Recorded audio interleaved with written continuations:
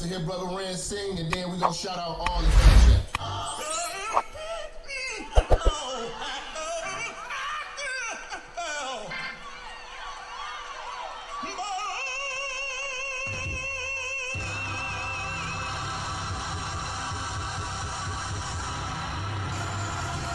Yeah, it's Minister Jap.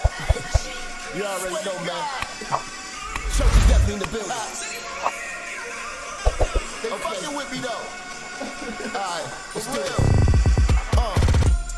Church check in, church check in, church check in, church check in, church check in, church check in, church on the bitch. Yeah. Church check in, church check in, church check in, church check in, church check in, church check in, church on the bitch, church on the bitch, church on the bitch, church on the bitch, church on the bitch, yeah, church on the bitch, yeah, church check in, church on the bitch, oh, church on the bitch, yeah, church on the bitch, church on the bitch, church on the bitch, her church check in, let's go. Minister Jap, it's a new era and niggas is chat. I'm in the kitchen, I'm cooking this crack. Bitch getting taxed and my Benjamin static. Truck in the front and the engine in back. 3Ks, everything I'm whipping in is black. 3 hoes all wanna sit on my lap. High yellow heifer, I'ma hit her from the back. This is a fact, I'm taking your bitch, I'm not giving her back. Bitch got some kids, I'm not dealing with that. The back of her throw where my children is at, that was realer than that. Her mama's a hoe and her sister's a rat. The head was amazing, the pussy was trash. Run up on church and that pistol gon' blast. Get your ass body trying to get to this bag, nigga, church. Church check in, church check in, church check in, church check in, church check in, church check in, church on the bitch, yeah. Church check in, church check in, church check in, church check in, church check in, church check in, church on the bitch, church on the bitch, church on the bitch, church on the bitch, church on the bitch, yeah, church on the bitch, yeah, church check in, church on the bitch, oh, church on the bitch, yeah, church on the bitch, church on the bitch, yeah, church on the bitch, listen, church check in, let's go. Relinquish the bitch, you loving and cuffing to be with the bitch. She came in with you, but I leave with the bitch. I bangin', I skeet on the bitch. Baby like Jappa conceited and shit. I push it to start, ain't no key to my whip. Believe in the game, don't believe in the bitch. I listen to sin and the rest of the pimps. You chasing the bitch and ain't chasing the check. You look like a bitch when you making them threats. You talk how you talk cause you safe on the net. When I see you, no talking, I'm breaking your neck. Catch a nigga like I do, I'm dirty on sight. Whole lot of bargain, but I bet he won't bite. Bet a nigga won't roll a dice with his life. Double cross church kid, crucified twice, nigga. Church check in, church check in, church check in, church check in, church check in, church check in, church on the bitch, yeah. Church check in, church check in, church check in, church check in, church check in, church check in, church on the bitch, church on the bitch, church on the bitch, church on the bitch, church on the bitch, yeah, church on the bitch, yeah, church check in, church on the bitch, oh, church on the bitch, yeah, church on the bitch, church on the bitch, church on the bitch, her church check in, let's go.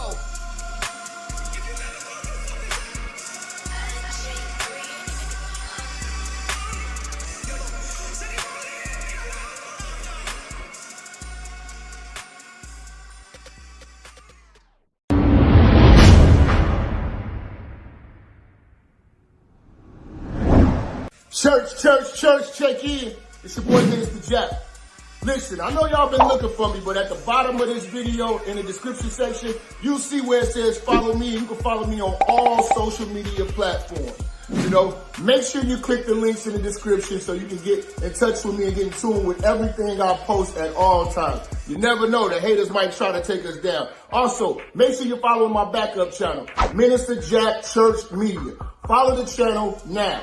We are not going nowhere. We're here to stay. Make sure y'all paying attention. Church on the move. Peace.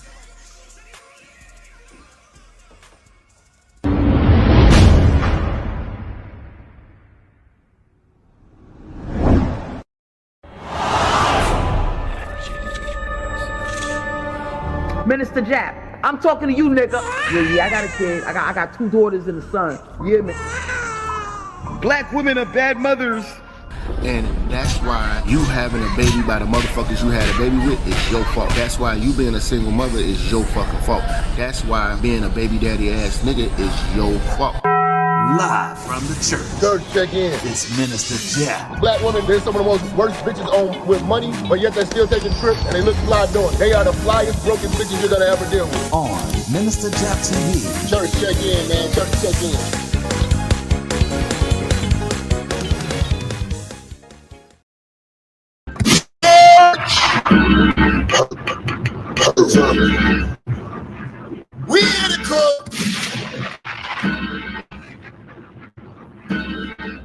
here to cook. Hit that like button, hit that share button when you come in this room, you fool. You are over. What's happening? What's cracking?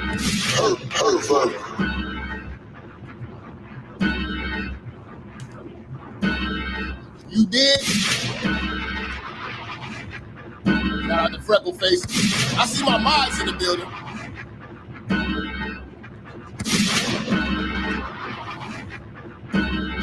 Y'all knew I was gonna cook. I don't let up on these rainbow boys. They all get fried.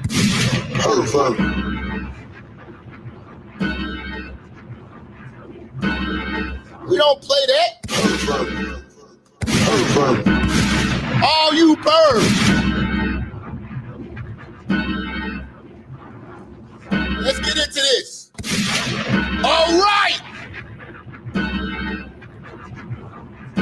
All right. All right. All right.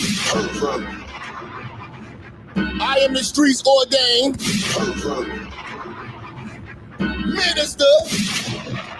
Minister Jap, aka Brother Babe, aka Japalutha King Jr., aka Light Skin Lucifer. It's time to cook. Hoes getting took. Pussy niggas shook. I'm the Gucci crook. Here to bring back the order. Start the game with some dignity. So you tricking ass, licking ass niggas, just stop being a bum bitch's toilet seat. All single mother shall suffer. You some broke dumb motherfuckers. But all my niggas in the church pulling out with the rubber. The all-knowing of the holy. All these niggas know. Bring your ass to the church. I'm a motherfucking show 'em. It's time to do this work. Going heavy in the church. Put these pussies in the dirt. About to go scorch earth. Tell a friend. To tell a friend. Go tell that nigga again. Minister Jap is in rare form and the church is shaking in. Church, I love your church. Check in with me, you perverts. What's happening? What's happening, man?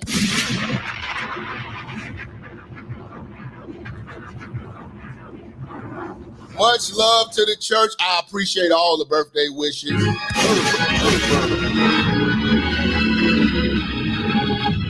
Everybody who's rocking with me, man, I appreciate it. It's dearly noted. You know what I'm saying? This is probably by far probably one of the worst birthdays I've ever had.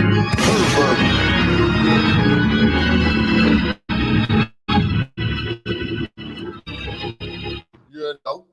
But it's a learning experience. You get to learn where you stand with niggas, man. And, you know, it's just no more Mr. Nice Guy. I've been too nice. I've been too nice and too good to people, too many people. You know what I'm saying? And, you know, days like that, you just got to reflect and see where you stand with motherfuckers. Shout out to the church. Y'all was one of the only ones showing real love. That's crazy. It's crazy. Siblings, you know, family members. I remember everything. I remember everything. Ask me for shit. I don't ask y'all for shit.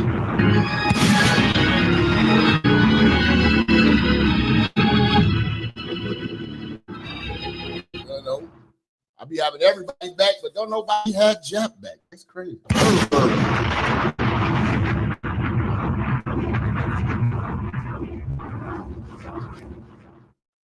But you know, I always tell myself there is a blessing in the lesson.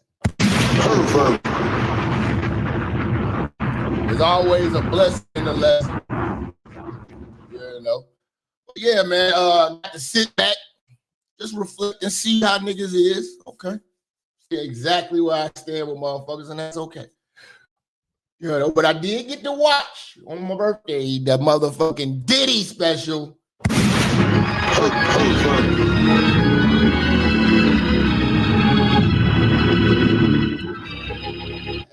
have to say I was pretty let down.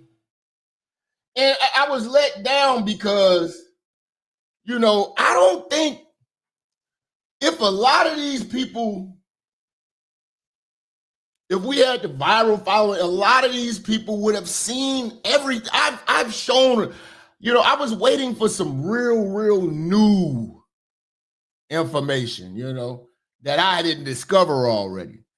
My Diddy series, man, like Lily, that should go in the books. That should go in the books. You know, I was bringing y'all undeniable shit.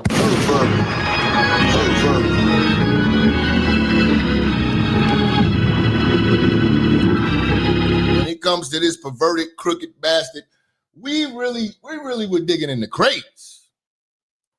We really were digging in the crates. You know, I'm convinced. You know, his whole lifestyle fucked up everything about my childhood. I used to look up to that nigga, man.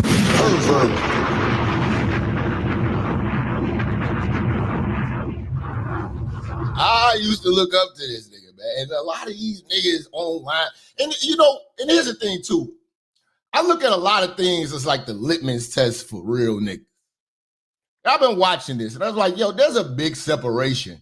Appreciate the birthday wishes, y'all. Appreciate that, man. Y'all hit that super chat. Show some love. And hit that share button, show some love. Hit that cash app, show some love. Maybe I'll go out tonight. Maybe I'll go out tonight. Go live with you niggas from the steakhouse or something. I don't know. Getting older, man. Yeah, nigga getting older, man. Don't party like they used to, you know. Shout out to EV, man. With our first super chat of the day. Y'all support my birthday brother. Kendra G's frozen baby daddy Jap. You know what I'm saying? Hit that like button or the super chat.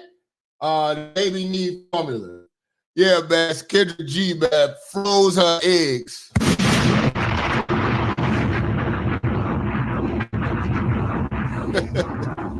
These old hoes freeze their eggs. You know, trying to procreate. It's a wrap. You know, if the baby gotta look like Kendra G, it's a wrap. I don't.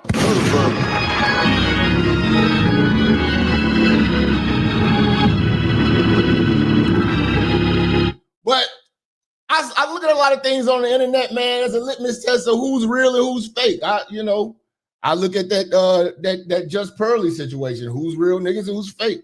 It's just what it is. You know what I'm saying? I'm looking at how the direction of the manosphere, how that went, and how everybody turned into white supremacists, and a lot of tethers and a lot of a lot of people showing their true colors. I seen that, Jap, we need a trip to Mar-a-Lago. What's up?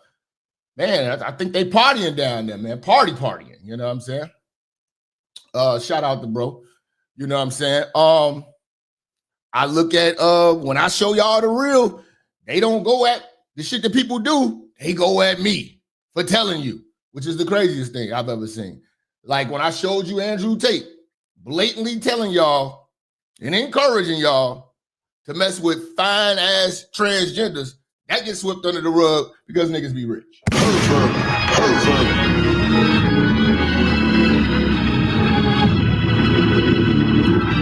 Like, what is this shit? You know what I'm saying? In the reality, not in the metaverse, in reality, if a nigga said that, you writing that nigga off. Not on YouTube, not in real life. You know, and I know if I did any of this goofball shit, you niggas would never live it down. You know? You niggas still trying to dirty my name up with some fake video saying that's Jap getting knocked out. Like, come on, man. Niggas be looking for any reason to go at Jap, but you got blatant niggas doing gay business. Y'all still rock with them. That's the litmus test of real niggas.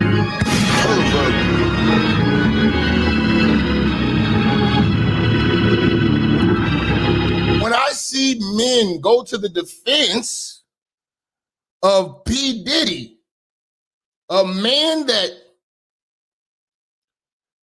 he's not like you regular tricks, because you all will, you know, you all will go through great lengths to go buy Gucci. And hey, only thing great I can say about that is at least you're not gay. You're a goofball, you're a perv, but you're not gay. You know, we can always work on your mentality, man. We can always revamp, you know, and possibly bring you back into the fold with the players. But once you go gay, you stay gay. That's it. That's all. That's the end. Your manhood card has been revoked, stripped, taken. You're not one of us, and we do not deem you as a brother. Ever. There's no forgiveness. There's just an abomination to the game. You know, we don't offer forgiveness for that. You know, the same way. Like I say, it's a litmus test for a lot of shit that I've watched. I literally watched, just because certain people say that they don't like me, they will go to a registered sex offender who has to register as a sex offender for the rest of his natural born life, who's on the books for being with a preteen as a grown man.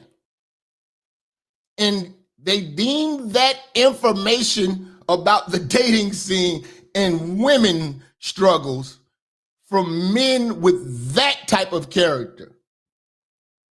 I look at everybody like, what the hell is wrong with you? Side eye.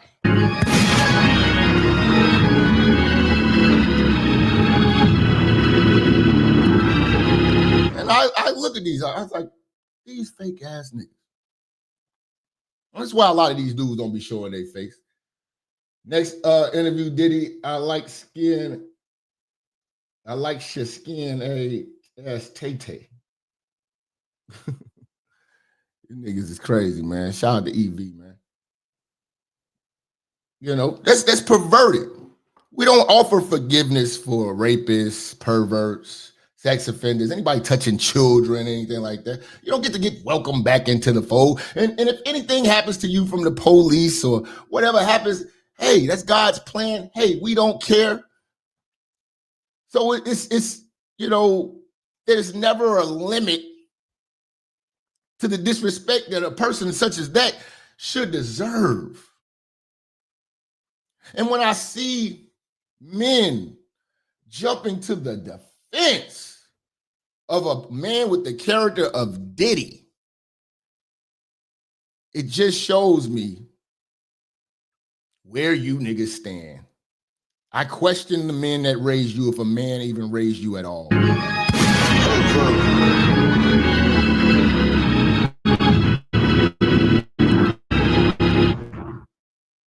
what I'm saying? Hold on, 30 likes. Hold on, man. See, now y'all playing in my chat room. I thought y'all got love for the church. I thought y'all, see, this is what I'm talking about. This is what I'm talking about. I done gave y'all a decade of game. This how y'all do me, man? That's how y'all do me, man. Now y'all gotta look at these fat hoes until y'all get my my likes up, man. Now y'all gotta look at these fat hoes, man. That shit ain't right, man. Don't know why these girls mad. Don't know why they can't stand me. I be on the ground, put my stomach in my panties. What? I put my stomach in my panties. What? I put my stomach in my panties. What? I put my stomach in my panties. S-I-M-P, stomach in my panties. S-S-I-M-P, stomach in my panties. S-I-M-P, stomach in my panties. Her dude wanna hunt, she wanna fly me to Miami. She like you fucking with her, she put her stomach in her panties.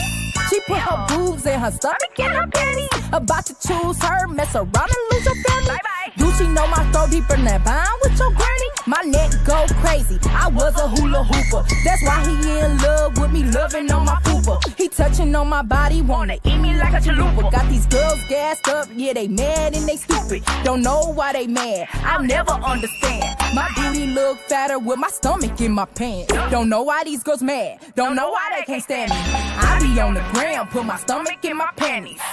What? I put my stomach in my panties. What? I put my stomach in my panties. What? I put my stomach in my panties. S-I-M-P, stomach in my panties. S-S-I-M-P, stomach in my panties. S-S-I-M-P, stomach in my panties. Stomach in my panties, put my stomach in my panties. Why that girl hatin'? Acting like I'm basic. When her baby love me, Rasta pasta like Jamaicans. Want that wedding gushy, wanna get up in these goodies. Come on, you can rub on, I know you want these cookies. Your girl talking crazy, we know she ain't no bully. How you mad cause your babe wanna be my bookie? Meet up on my side, I'm sending the location. My strap in my panties, bang on you in rotation. Mad I'm at the top, built it up from the basement. My makeup not weak, baby check my foundation. How you girls mad? That I'm in my bag. Every day the price change, that's why I don't do tags. Don't know why these girls mad, don't know why they can't stand me. I be on the ground, put my stomach in my panties. What? I put my stomach in my panties. What? I put my stomach in my panties. What? I put my stomach in my panties. S-I-M-P, stomach in my panties. S-S-I-M-P, stomach in my panties. S-S. Hold on, man. Y'all show love to the AEV, man. It's 108 likes. You know, he just want to see Big Bros. Get your ass out. So now it's 108 likes. Y'all niggas crazy, man. Y'all niggas crazy, man. Hey, I want to, let me slow the show down, man. Let me give a special shout out to FBA Empress with the happy birthday wishes with $50 on the Cash App.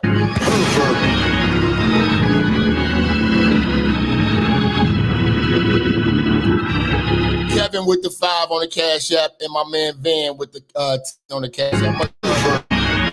Appreciate y'all for appreciating. Much love, and blessings, man. Heavy salute. Yes, sir. Yes, sir. Yes, sir. But yes, situations like this, you have to evaluate them and learn from each side. See, a narrow-minded person would only look at these situations such as the pilgrim, you know, such as the pedophile, such as you know, even with the fleece, you know, such as the tape telling you to be with the trans gentleman. Then you look at the Diddy situation. And the narrow-minded person will only analyze what they've done. But you have to understand what they have shown you. And what they have shown you is a bigger picture. there are men that support this behavior.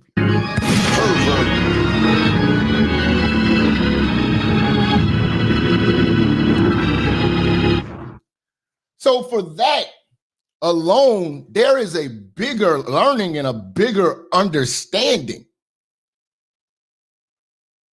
You get to see what is on niggas' minds that might be around you. When I scroll through my Facebook and my Instagram, I'm seeing brothers saying that this is bogus. How is 50 Cent getting at this nigga? This is wrong, the black man. I'm like, whoa, slow down with your wording. We're talking about black man. Stop there. Stop right there. How do you view a black man? What is manhood? What do men stand for? The character of a man. The behavior of a man. The dignity of a man. And for a man to step into the realm of such perversion,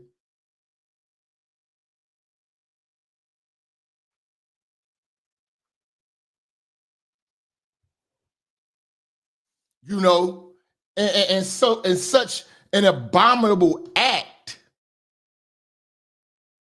whether it be rape, pedophilia, transgenderism,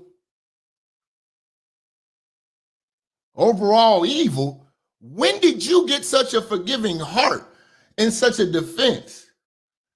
It makes you realize that certain people get passes for popularity.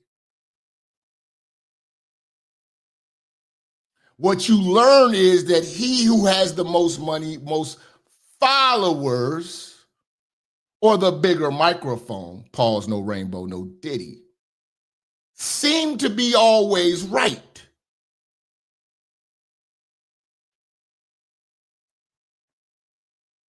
So then you don't question them. You question the people. What do the people stand for? This is a great time to learn who are really men and men of character. I wouldn't put that label on any man, male, regardless of fortune or fame. You don't get a pass to be a sexual deviant. I literally watch you niggas make every excuse under the sun for niggas like that. And that only gives these women, hold on, let me turn, I didn't even have my fucking light on. That gives these women a bigger argument of how you niggas ain't shit. There's certain men standing on principles who don't fold. It's a longer and harder journey when you're real and you're uncompromised. But when you're compromising, especially compromising your manhood, there's no turning back on the limits you will go. No black man should be making excuses for this type of person. And we're watching these males, do this in real time. We don't make excuses for this. No.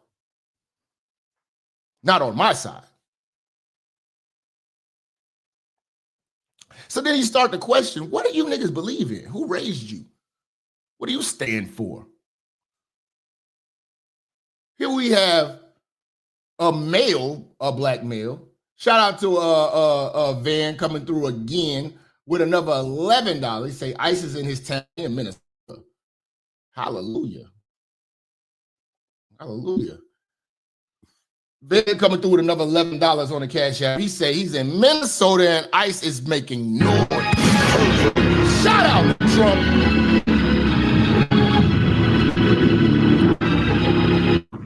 But see,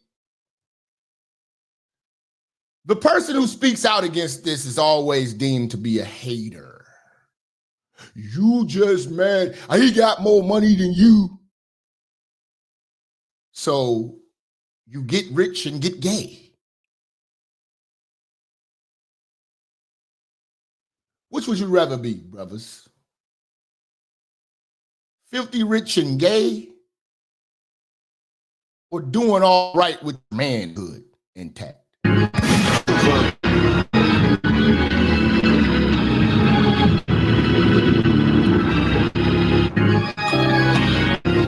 I didn't know where a lot of you niggas stand. Would you rather be filthy rich and gay, or doing all right, making a decent living with your manhood intact?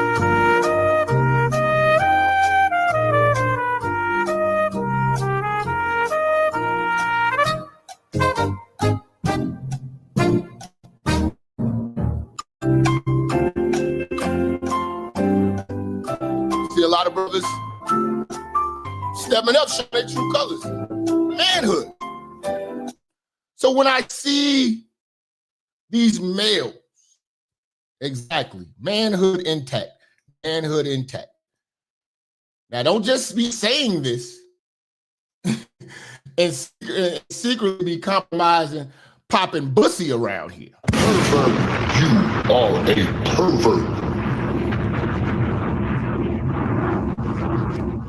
Like what this brother just said, manhood over everything. But see, a lot of women are not going to believe you niggas when you start defending shit like Diddy and you start defending Fleece Johnsons and perverts. And, you know, I've been watching a lot of YouTubers and they calling Fleece Johnson Big Unk. It ain't even effective roasting Fleece anymore. It ain't even effective roasting the interviewer anymore. It's this goofy ass audience that you need to learn from, because these are the people who are amongst you, and this is their mindset, and they're right in your presence.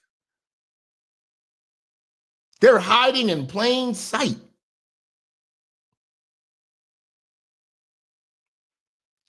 And this is scary. See, there's a big learning lesson from this Diddy situation. And I've covered everything. When Diddy trial was out there, you had black males running around with their shirt off, squirting baby oil on themselves outside of the courthouse, talking about it's a freako, not a RICO. This is scary because men listen to that, gravitated towards that, and are in defense of Diddy. See, unlike the trick community who get a passport, fly abroad for broads and pay for pleasure, those aren't gay men, hopefully. You have Diddy paying his prostitutes are men. See, we deal with the facts here. His prostitutes were men. He was Ubering dinglings. See, this is the facts of the case. So every time I see one of you, I just look at you as a closeted gay male. Every time you try to say, oh, you niggas is hating on Diddy, this, and this, y'all try to tell black men that anytime you're trying to rationalize the defense of this, I look at you as a closeted gay male. And I'm glad you're so vocal. Because if this would not have happened, I would not know where you niggas stand.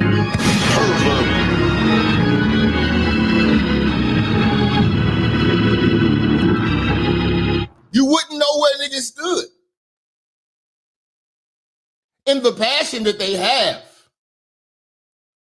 Shout out to my people over there. I see Caleb over there on the Rumble. We got the Rumble going too. We wouldn't know where these dudes stood. But they came out the closet and they're in defense of this. This is a new breed of Negro we're dealing with. You know? This is a Negro who says you can do anything as long as you're getting money, though. Tyler Perry getting money, and he's getting pussy while he at it. You know? I'm just curious to see. Hey, shout out to FBA Empress, man. I appreciate that birthday love. You know what I'm saying? I just shouted you out earlier. You just coming in here. You're late anyway. You're late anyway. Shout out to FBA Empress. See how the sisters out here showing love. Where my brothers at, man? But they just show me niggas thing.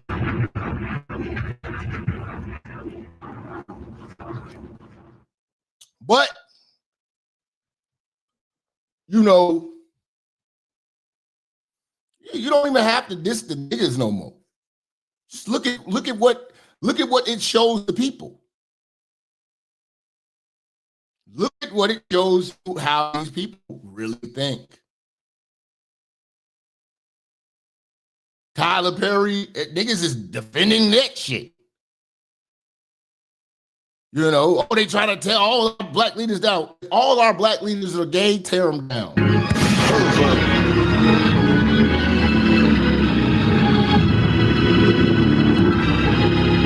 That's not the representation we need to have. If that's the case, if they're doing these abominations and sexual assaults and rape, tear them down.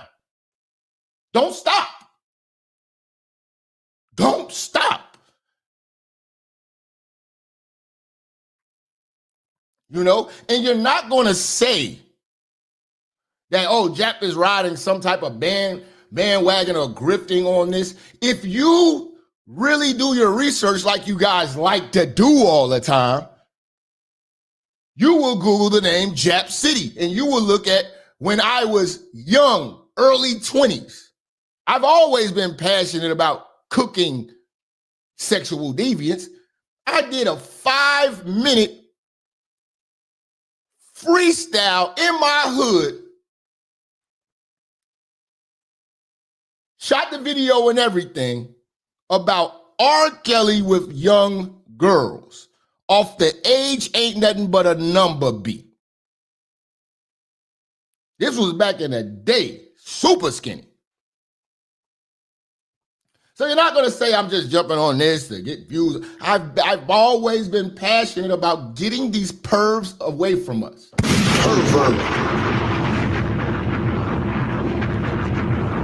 King Low sponsoring us. We got our first sponsor in the building on the super chat side of things. Starting to worry about you niggas. Shout out to King Low. Make sure I got your moderator, Rich. Welcome to the family. Welcome to the family. Coming through with a $50 holler.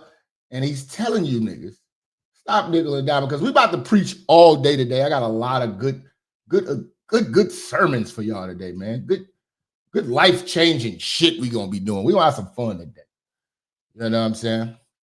Because now I see who my real people are. It's the church. Because the people were supposed to be close to my life. It was a few people. And those people, I'm definitely going to always remember that because they showed me where I stand with them. See, certain things, you don't get mad at them.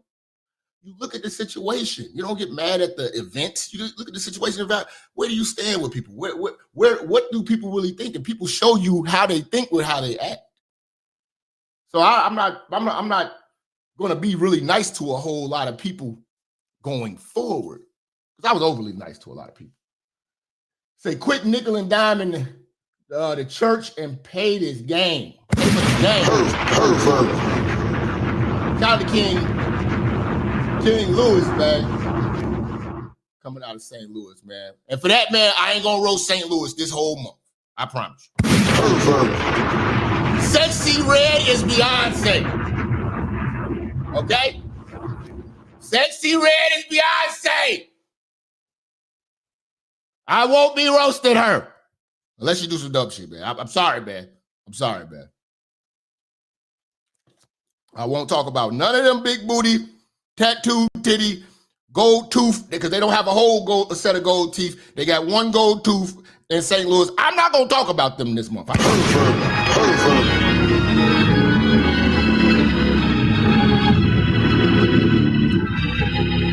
yeah, man, that's why I'm like, you know what? I'm going to pour my all into the fans. Let's see if I get more love from the fans. I think about it. I was like, damn, all these motherfuckers, somebody fuck with me.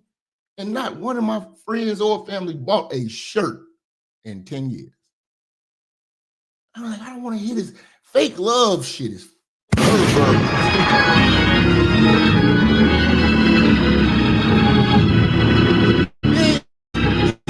it's almost laughable because everybody want to tell you how to run your shit. You never support it. See, I'm going to listen to King Blues. I'm going to listen to FBA Empress. You know what I'm saying? Because they actually support the goddamn show and want to see it do better. You know? So you value that opinion because they value what's going on. They value what's going on. Everybody else just running their goddamn dick sucker.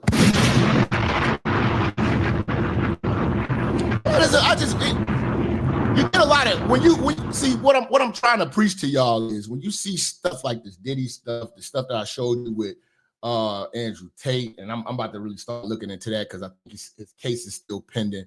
And you know, I'm no longer a fan. I used to like his information until I just started seeing it. Just once you do the gay shit, it's over with. I don't care, you know, how rich a nigga is, how famous a nigga is. You just don't, you know, once you play with those lines, I write you off.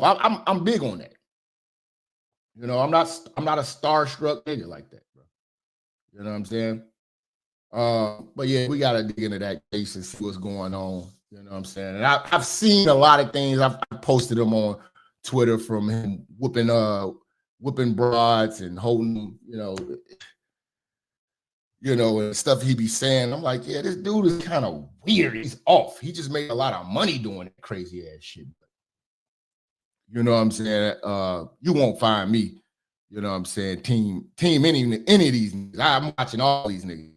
You know what I'm saying? Because what really messes me up is like I'll be supporting niggas, then they do some goofball shit or some gay ass shit. I'm talking about not making like a simple mistake, some just off the wall shit that's just against the game. That's just against the game. When Andrew Tate told y'all to that y'all had a choice between an ugly chick or a fine ass transgender, and he said he's going with the transgender, and you need to go with the transgender, and y'all let it slide. I don't look at him. He gonna be a goofball. I look at y'all. I look at them 10,000 people watching live. These fucking idiots. Shout out to Devon Pretty Boy. Happy G-Day. Shout out to bro with the 10. So I just, it enlightened me to who the fuck these people are popping around. That's what you need to be looking at. Say, shout out to Van. I'm gonna put that on Patreon. He said you cooked the manosphere in that premiere. Yeah, I gotta put that one on Patreon, man. You know what I'm saying? Heard a lot of feelings on that one, man. Shout out to Van with another 5 on the Cash App, man. Much love. Much love. Much love. You know, but we have real discussions here, man. Get to see where people really stand. When the tether conversation came about, got to see the way that all these other people really felt. Not just see, certain people just get focused on the person that's talking. No, that person that's talking is resonating with all of these people, and you need to see these people be around you quietly hating, secretly gay, secretly doing all types of crazy. There's a dude named Sean G that said Diddy ain't gay. See, shout out to Couture 516. Now, let me ask you this, Couture. If your homeboy go on trial for buying male prostitutes, and then upon the trial, it is revealed that your homeboy was taking dude's semen and rubbing it on his chest? Is he offered forgiveness and welcome back into the fold in the hood? Y'all having drinks? Because I know for a fact, if that type of behavior was on my name, you niggas would have a field day. There wouldn't be a live stream or a rebuttal I could say. Generally, people who get caught in that type of shit go into hiding. But when they got supporters like y'all, in that regard, you motherfuckers are really fanned out supporters. The shit y'all let slide. Because I know for a fact you niggas wouldn't do that. Niggas try to tell me down with a fake video. I guess all light-skinned niggas is the same in Chicago. We all look alike.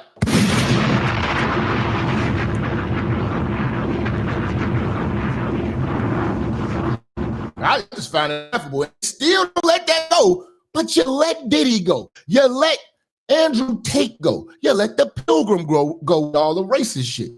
You let the Fleece Johnson situation go. All that's cool. I just look at you, man. Sometimes I want to see them do even more crazier shit just to see who's willing to support it and make excuses for it. You know what I'm saying? Shout out to Coach Falcon with the 10. Say happy birthday, brother. Brev. That's how they call your brother out there in the UK. Love from the UK tellers. Man, shout out to my tellers, man.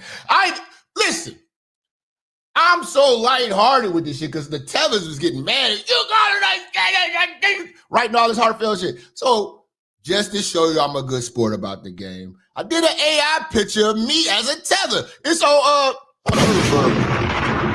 do y'all want to see what I look like as a teller? Do y'all want to see a picture of me?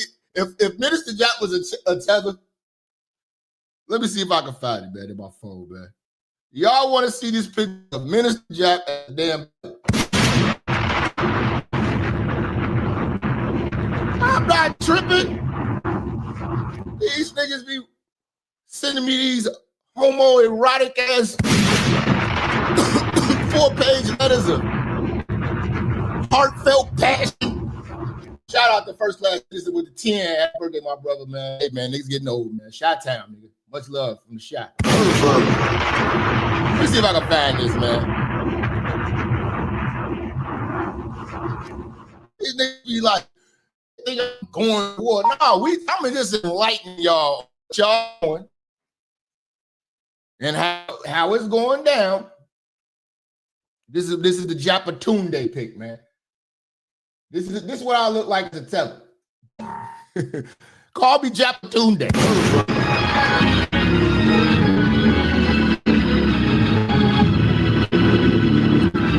Yeah, I'm Japper King. I'm a Japanese booty scratcher.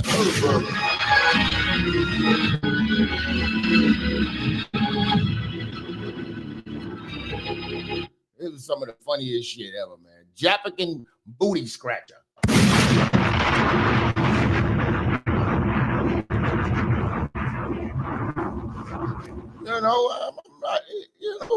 We have fun with this shit at the church, nigga. Japanese booty scratcher.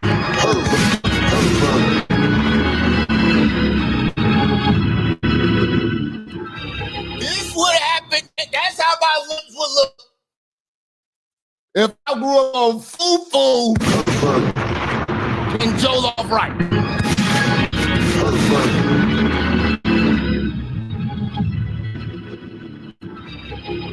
If Jabbo would look like beans and cornbread had a fight, beans not cornbread had a fight. I'll be waiting. Yeah, Jabba Zulu. Fellas, if y'all keep beating ass, that's how y'all face gonna look.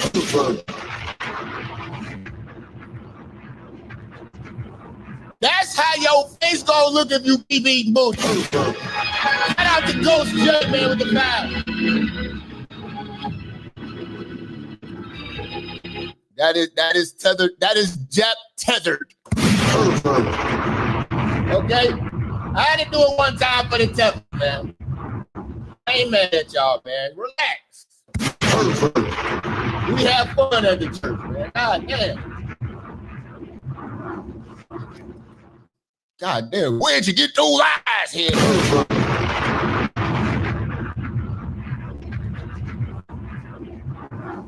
I already know, keep the memes coming. Just make sure you tag me. Just make sure you tag me if you meme me on Instagram.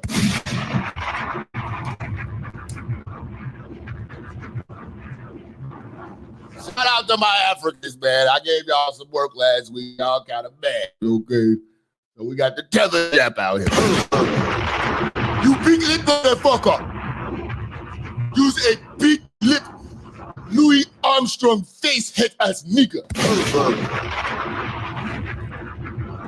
Jeepers creepers, where'd you get those peepers head ass nigga? Happy birthday, my brother. Shout out to Mac Diesel. He is a TBS member.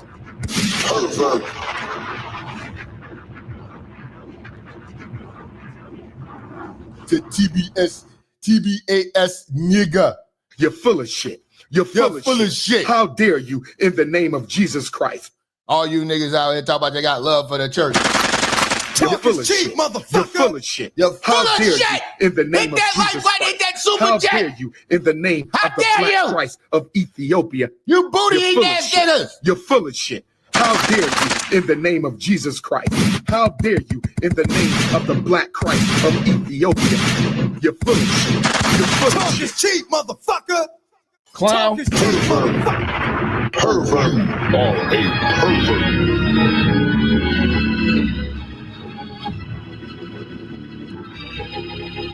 That's how your face gonna look if you keep eating booty, you porta potty ass, mouth ass, toilet seat niggas. Pervert.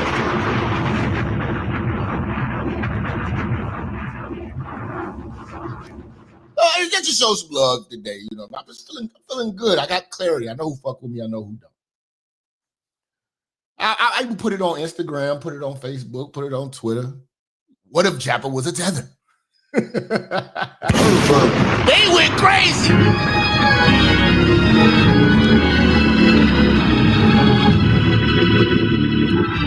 One nigga had one good one. He said, Jap, you look like you fucking...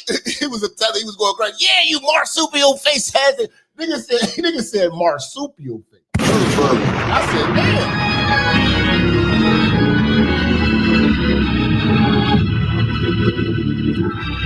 damn. Well, Africa couldn't wait to roast me. Yeah! I had to help. Too bad I had to help you out. Coke's on me. Matter of fact, shout out to Sydney Larry with the 25 on the Cash App. Let me go get my Coca-Cola, man. Let's see if Jesus gonna save these hoes real quick, man. Let's go, man. Jesus can't save these hoes. Why are you trying? What make you think you greater than Jesus, nigga? If Jesus can't save these hoes, why are you trying? Why are you trying, nigga? If Jesus can't save these hoes, why are you trying? Why are you trying? What make you think you greater than Jesus, nigga? What make you think you greater than Jesus? What make you think you greater than Jesus, nigga? What make you think you greater than Jesus? What make you think you greater than Jesus? Swing the remix God! Can't save these hoes. Can't save these hoes, nigga. Can't save these hoes. Can't save these hoes. Can't save these hoes. Can't save these hoes. Can't save these hoes. Can't save these hoes. Can't save these hoes. Can't save these hoes. Can't save these hoes. Can't save these hoes, nigga. If Jesus can't save these hoes, why are you trying? Why are you trying? If Jesus can't save these hoes, why are you trying? Why are you trying? What make you think you greater than Jesus, nigga? What make you think? All right, man. Shout out to the church, man. My last Coke, man. I gotta order some Pepsis. Can't keep drinking this bullshit.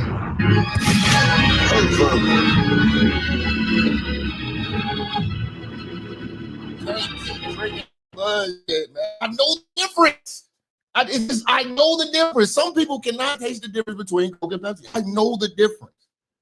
I know the fucking difference, man. You can blindfold me. You can blindfold me. I'm going to know the difference. I know Pepsi. And Pepsi tastes different out the can.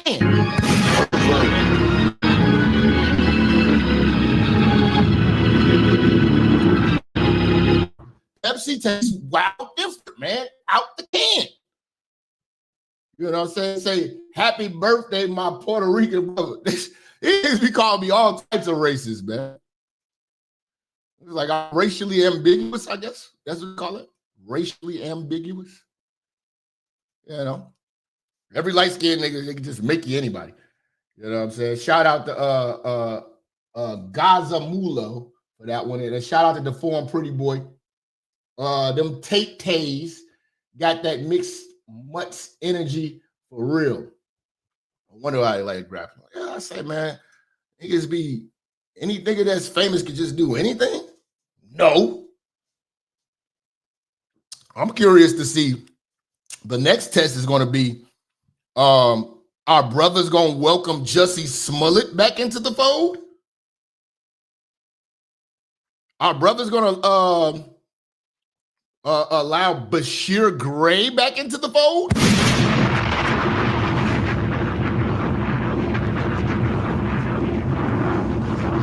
I can't change my screen name back for some reason. Used to seeing me as Pierre Jackson. Shout out to Mac Diesel with the 5. You know what? And I actually looked into that. That's some new crap that YouTube launched. And it's on certain people's channels, certain active channels, and then they trying to push it out. It's really a test. Because I guess it's supposed to make you guys interact better in the chat room where you can hit the @ sign, and then that was the goal of it. I was really looking to it because I'm trying to change mine. You know, but mine's not that bad because it's the actual name of the channel. Oh, no, it's just actually Minister Jap. So at Minister Jap. That's cool. I'm cool with that.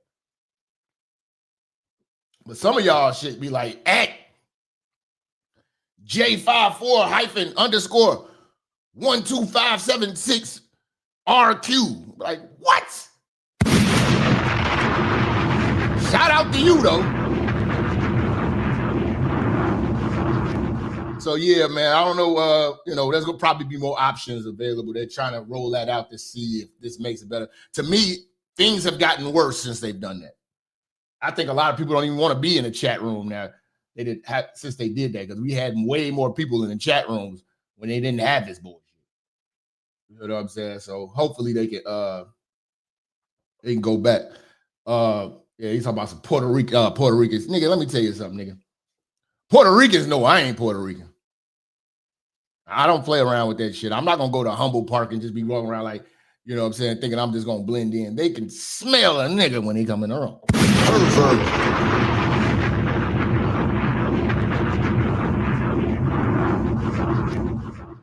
Now see, Pierre, you was doing good till you started dissing Pepsi. Don't you come up in here dissing Pepsi, man. Pepsi is trash. Nothing washes down like a nice sloppy booty smoothie like Coke. Tastes like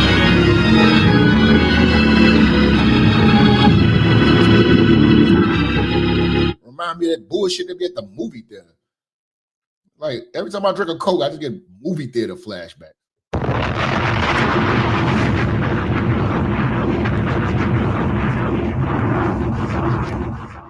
You know what I'm saying? He say the Puerto Ricans got love for me. I got love for the Puerto Ricans, especially y'all chicks. Keep the big booty Ricans in there.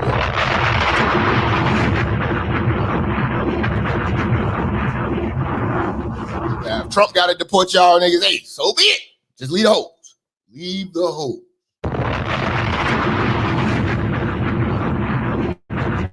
We'll gladly take on the Puerto Rican woman.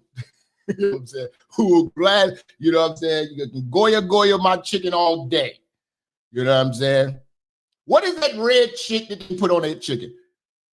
God damn, That's a highlight of my life. I only dated one Puerto Rican bitch in my life, and she made that. That was off the game. With the rice, with the little peas and shit. She did a thing. She did a motherfucking thing. You know what I'm saying? Nothing beats Pepsi. Yeah, it's just, you know what I'm saying? It's like a lot of people don't know, man. See, we in Chicago, we call these pops. We like strong pops. You know? And to be truthful about it, what's the only thing that's better than a Pepsi is a RC. And you really can't find RCs like that. This ain't strong enough. This ain't strong enough. RC will burn a hole through wood, nigga.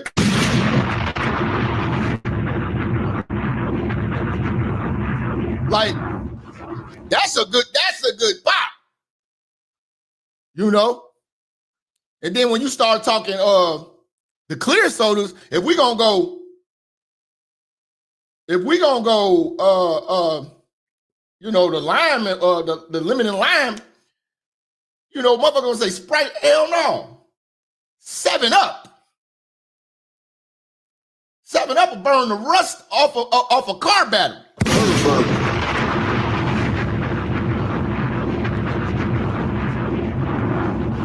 I take 7-Up.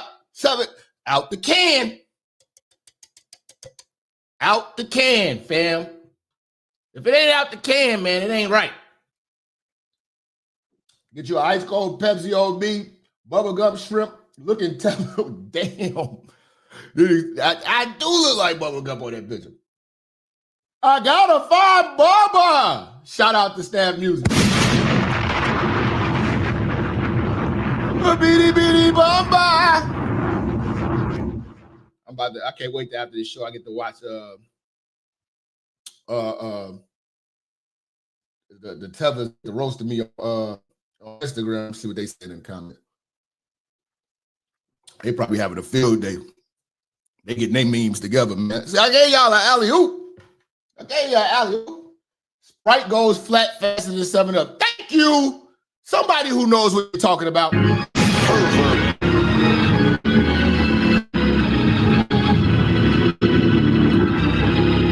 But yeah, man, this game has got to we got to clean this up. That's always keep in the beginning of the show. Every time I said we got to bring back the dignity, and I start questioning niggas' dignity, man. Where the hell do you stand, like as a man?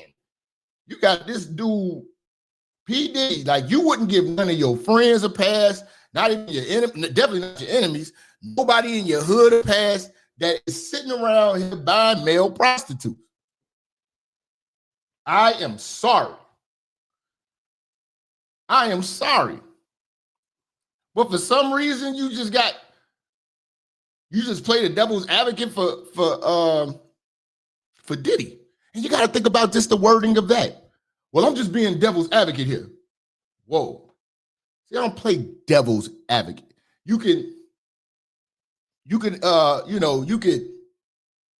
try to see things from both sides, but never call yourself the devil's advocate. Why, Jap? Because in the wording alone, you're saying I'm advocating for the devil. Well, I'm just advocating for the devil. No. You can see things from both sides. But when you purposely say I'm being devil's advocate here. What? Hold on, let me slow down. What righteous man advocates the devil?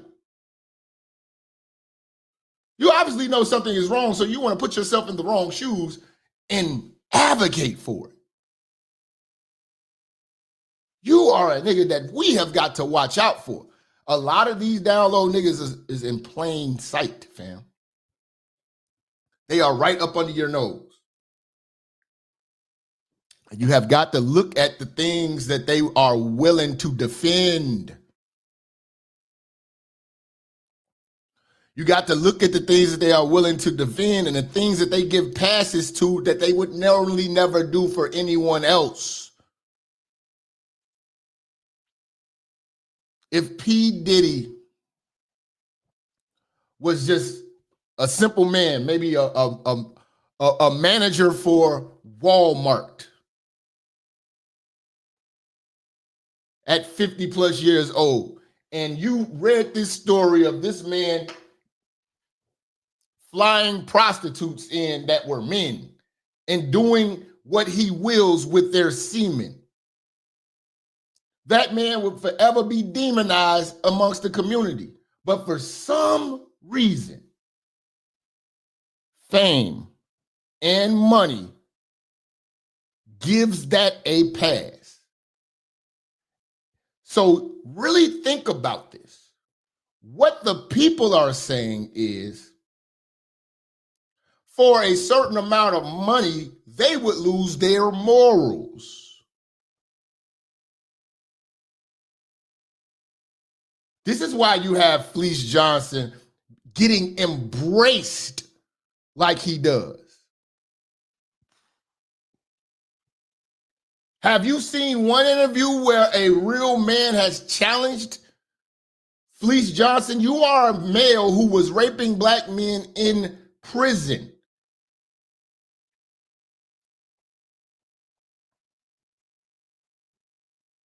Young black boys coming through prison and you were raping them. But certain people deem that worthy enough to sit down, cackle, call them big accept compliments, and all is forgiven as long as you're popular. As long as you're popular, you can find a way, or rich, or whatever, you can find a way to spin that, and somehow people say, yeah, that's a good idea. I learned and I gained from watching Fleece Johnson laugh and giggle about what he did to black men, young boys. He could have been the OG in the prison, teaching young men, hey man, you don't want to go down this path, straighten your life out. No, he was a pervert. You look at the Tate situation. You could be leading young men in the right direction, but you want to take them down the road of transgenderism because it sounds provocative.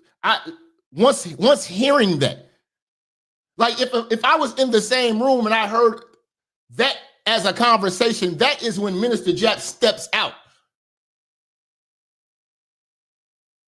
That is when Minister Jap disassociates himself with anything involved with that. That's me. When I see, I'm not going to be in the same rooms and settings as registered sex offenders knowingly. Once I'm privy to that knowledge, this is how you get down, clown. I'm going to move around.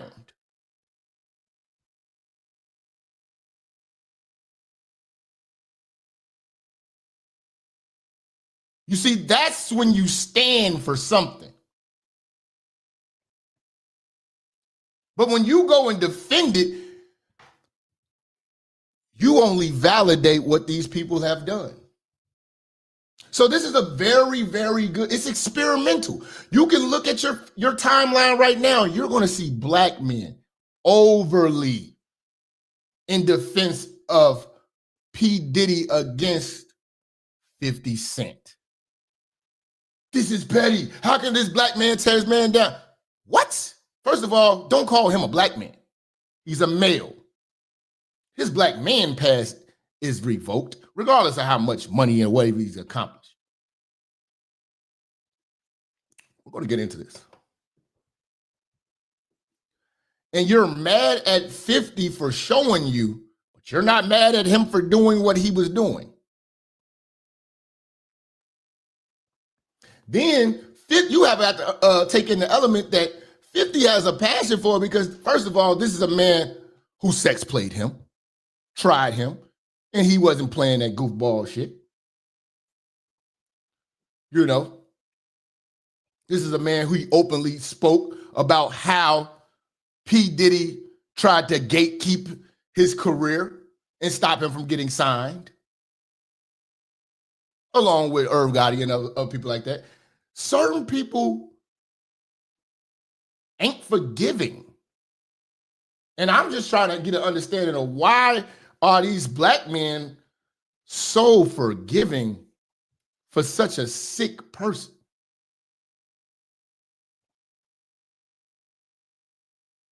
So forgiving.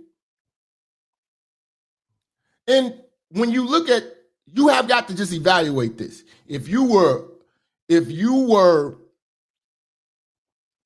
just who you are now, but put R. Kelly's charges on you. Put the sex tape on you. Put P. Diddy's charges on a regular person. Half your family not gonna forgive you. Your hood ain't gonna forgive you. Your homeboys ain't gonna forgive you. Everybody gonna treat you different, but not when you dealing with niggas who are mesmerized by fame and fortune that they don't have because you don't get any benefit for even supporting Diddy.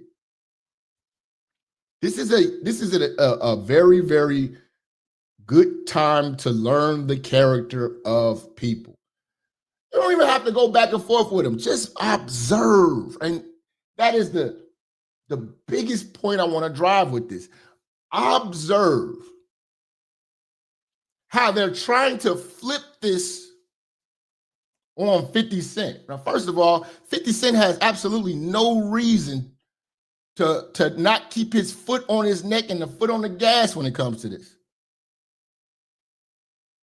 He was like, oh, man, brothers shouldn't be doing that to brothers. First of all, if you are purposely going to go seek my ex or my baby mom, you're not my brother. You won't smoke. You want to be my enemy.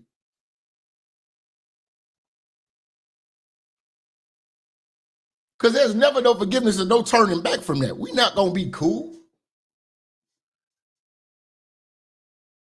P. Diddy went and got at 50 baby moms for that sole purpose only. So, okay, you want to play? Let's play like this then. I'm not mad at 50 at all. I'm not mad at 50 at all. Okay. And in fact, 50's winning. He's making money off of your BS, and he got custody. So you thinking that you was getting one up on 50, all you did was made the bride lose the baby, made her ruin her reputation. Everybody see, this is what happens when you try to play dirty with people. You know? And y'all think 50 Cent's supposed to be forgiving? And like, this is my brother? Like, no, nigga. You would do the same thing if you could, if these things were happening to you. This man trying to torment this man.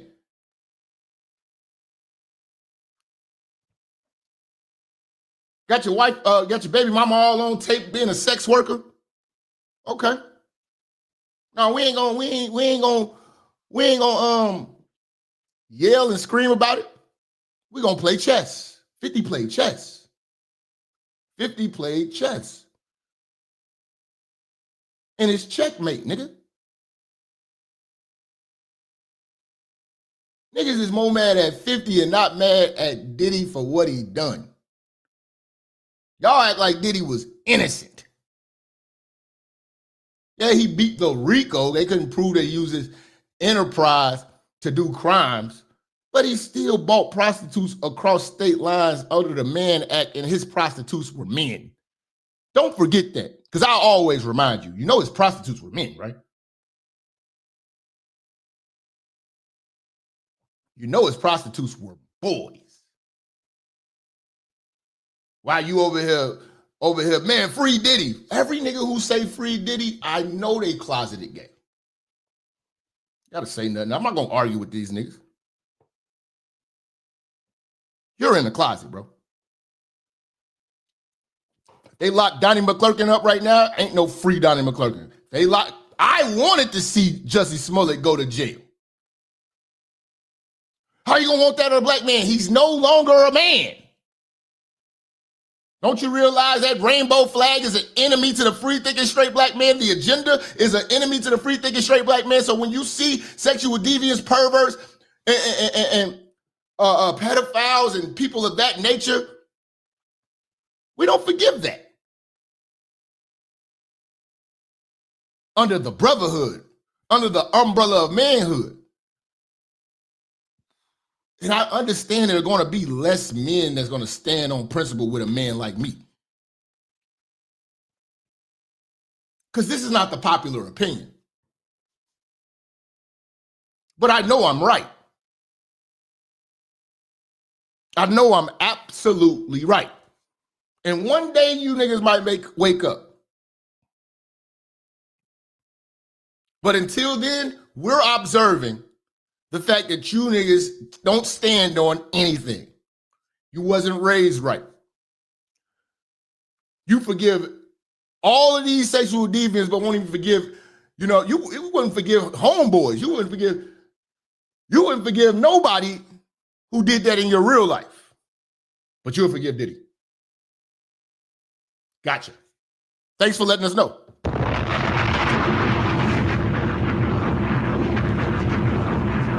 See, I look at these type of things when they happen. If these things would not happen, I wouldn't know these people's character. This is a character test. And ladies, I really need y'all to be observant. Be observant. These niggas going overly overboard in support online for Diddy, and you like, hold on. Just rewind the tape. You niggas buy male prostitutes? Play with they semen? Gotcha.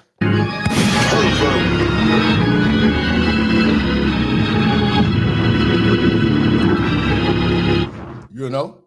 A lot of things that are just backwards that's going on in the community, man. Niggas celebrating, niggas going to jail for 10 years and shit like that. Well, I'd be like, man, you niggas be wanting to go to jail so goddamn much. Overly supporting niggas in jail. That's why I be thinking a lot of these niggas be gay on the low. Who likes jail? Who brags about jail? I was in there terrorizing shit. All right, man. Showering with niggas has never been my dream. But okay, tough guy. You know what I'm saying?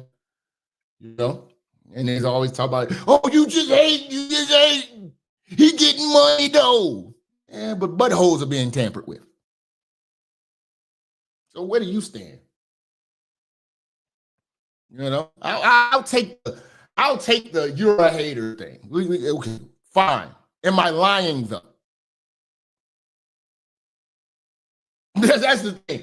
Am I telling a lie? Tell me that Puffy exudes where a man's supposed to be.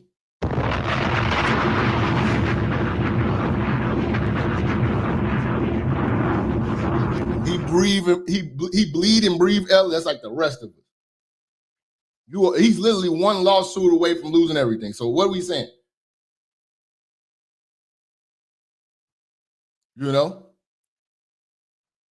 And here's the thing. This is what people don't understand. They say, yeah, money's the root of all evil. But I look at money as being a magnifier and a multiplier of a person's true character.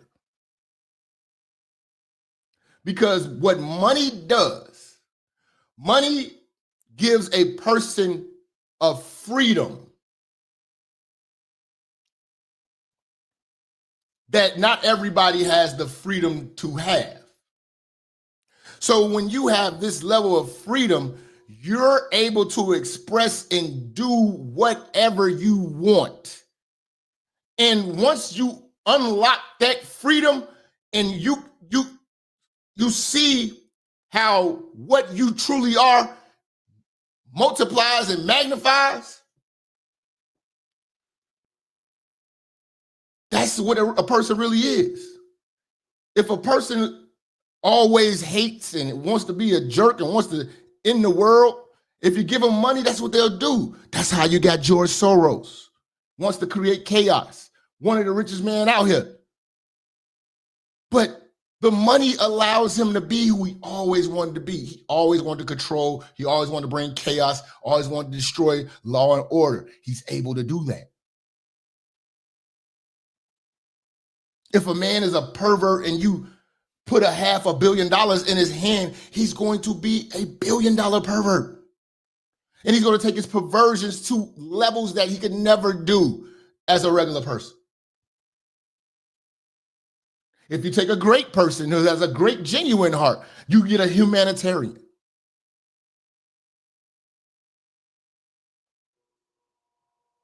You get a person that makes a difference.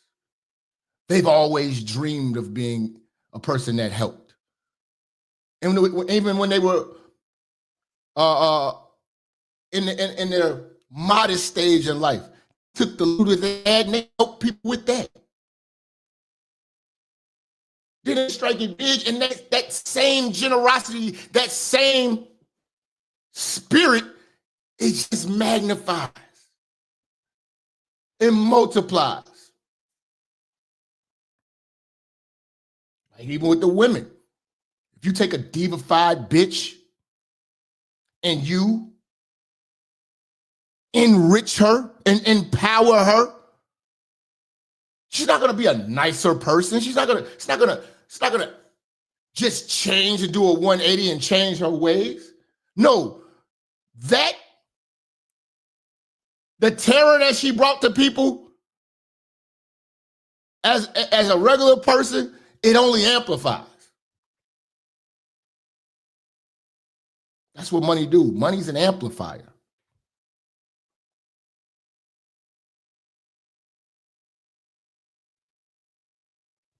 And when you look at the situation with Diddy, the money only amplified the behavior. He has to answer to no one. He's on top of the world. Every person who encountered him has been screwed over.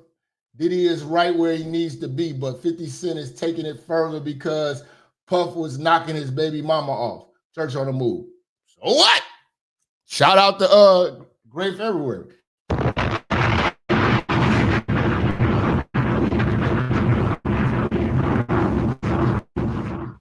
Now you got to think about this.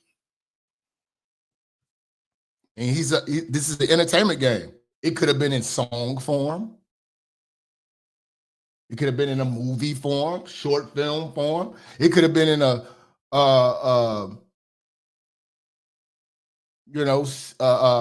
series.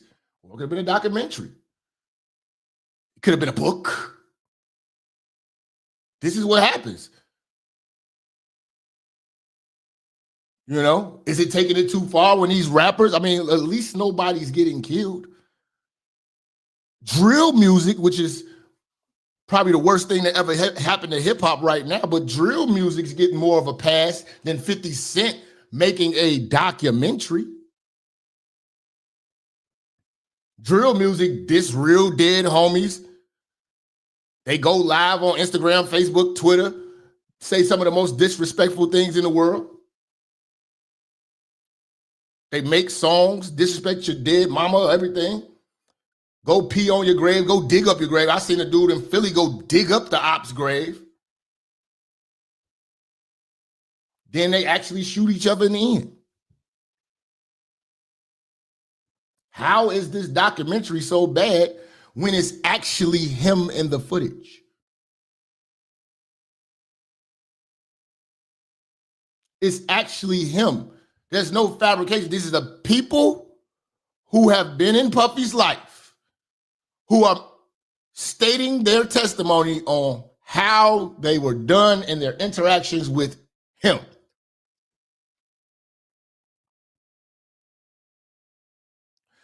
People are mad at 50 for executive producing it. He's not in it.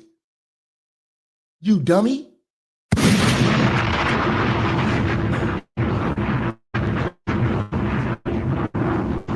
just executive produced it. Let's break down the definition of executive producer. Let me pull it up. Pull up the definition of executive producer.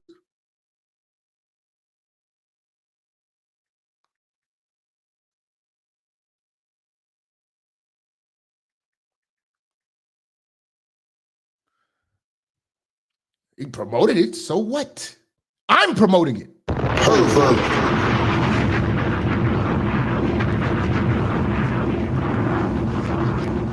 You know, how else is it going to sell? An executive producer is a senior level professional who oversees the financial, managerial, and creative aspects of production, from securing funding and making high level decisions to ensure the project stays on budget and on schedule. Do I gotta say that again? What's so bad about that?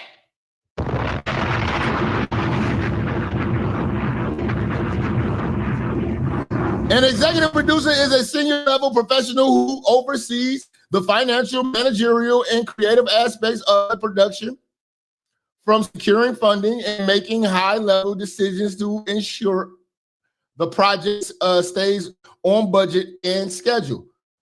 While their involvement can vary, they are a driving force behind the project with responsibilities that often include financing, hiring key personnel, guiding the project's overall direction, and more hands-on day-to-day production is typically handled by other producers.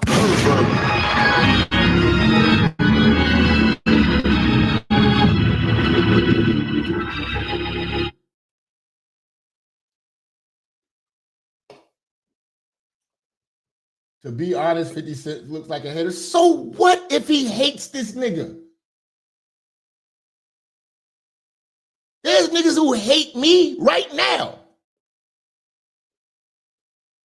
who are sitting right now in their basement with a hole in their sock and drawers stinking, making a video. There's niggas I hate. Nigga, you reap what you sow. He's a hater. So what? He tried to hit him on the back. He wanted war, he got war. What you talking about? He do something to you and you don't want to do nothing back? Who raised you niggas?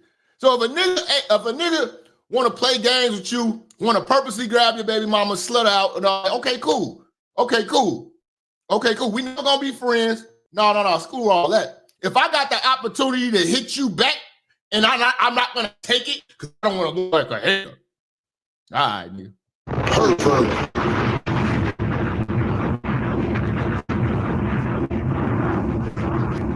I don't know how you handle your enemies. I don't know, but maybe I think different. I'm not a Christian. I don't turn the other cheek. I turn around and go get the heat.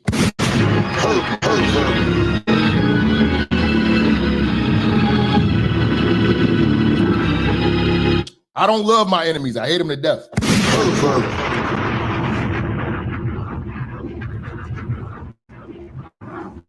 I don't love my enemies. I hate them to death. You know what I'm saying? Hope they fall down the stairs, break an arm, break a leg, catch testicular cancer. I could care less. You know, you can get a George Floyd knee to the neck. I could care less.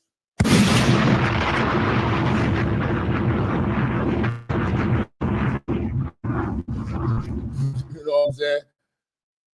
Yeah, I'm not sure how you view your enemies. They call it enemy for a reason. You know, people are more mad at 50. You know what I'm saying? So when you're more mad at 50, then you give him a pass and you ignore these victims that are in here, because let me be real about this. If it wasn't going to be 50 Cent, and 50 Cent is going to really sell this thing, so this was a great idea on Netflix. This is what a lot of people don't understand. Let me break this thing down for you. Since you don't know, because you're talking to a person who knows what the fuck he's talking about. I follow this case. Anything pop up about this Diddy thing, I'm going to make sure I'm going to investigate it thoroughly. This is what happened. Okay? Diddy thought he was going to beat this trial. So what Diddy did was decided to do a documentary that he was putting together for his victory. So they hired all of these videographers and all this staff and editors to put together all of this footage. Because I need you to really think and stop being a dumbass for a minute. You act like 50 Cent was recording this. This is Diddy's documentary that he was planning on putting out after a victory.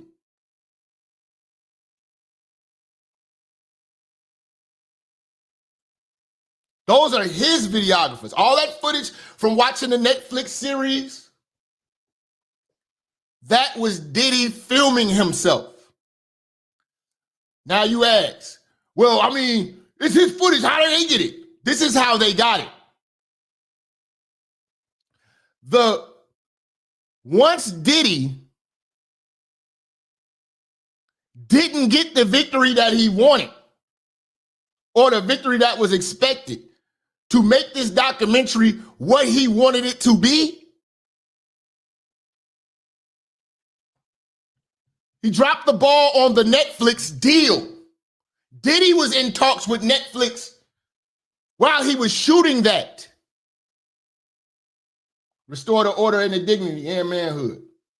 Let me break this down for the clowns who say, oh, 50's being petty. So, Diddy never paid the people who were doing the documentary. The people who were doing the documentary were not getting paid. The deal was for them to get paid once it hits Netflix. But once Diddy decides he's not doing the Netflix thing no more, then the people who did the work are like, whoa, we've been following you for a whole year, putting all this shit together, and we're not getting paid for this. So they shopped it around.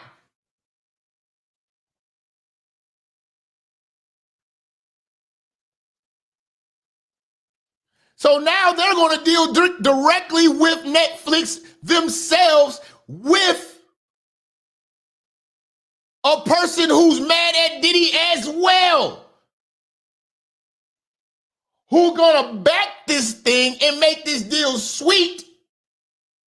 And now this documentary is gonna go through the roof now that everybody who has a grievance with Diddy, and a powerful man at that, 50 Cent, who has a grievance with Diddy, he's going to executive produce this and make sure things go right with the deal.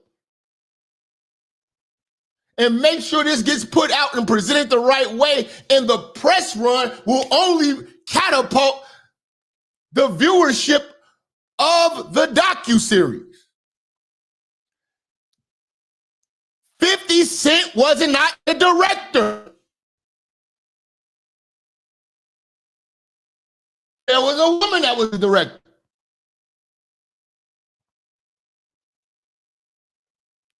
He was the overseer of the project. He made sure everyone got paid. Putting his name on it was the icing on the cake. It was the na-na-na-na-na. Who got the last laugh now, nigga? Your plan didn't go as planned. What Diddy was trying to do was not pay the people who did the documentary out of his own pocket. The plan was to pay them with Netflix's money. But when he doesn't do the deal with Netflix because he did not win the case, these people didn't get paid for a year's worth of work.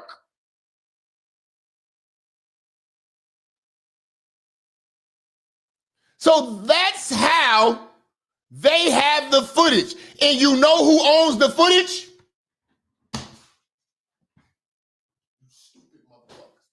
You stupid motherfuckers. The people who shot it.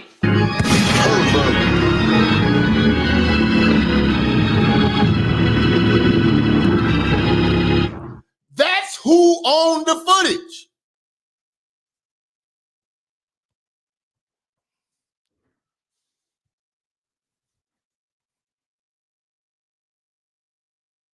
Makes sense now?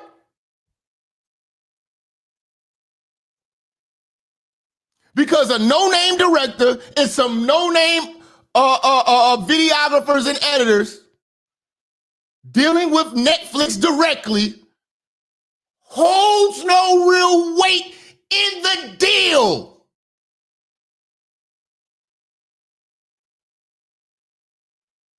So when you're walking in a boardroom and you got 50 fucking cent behind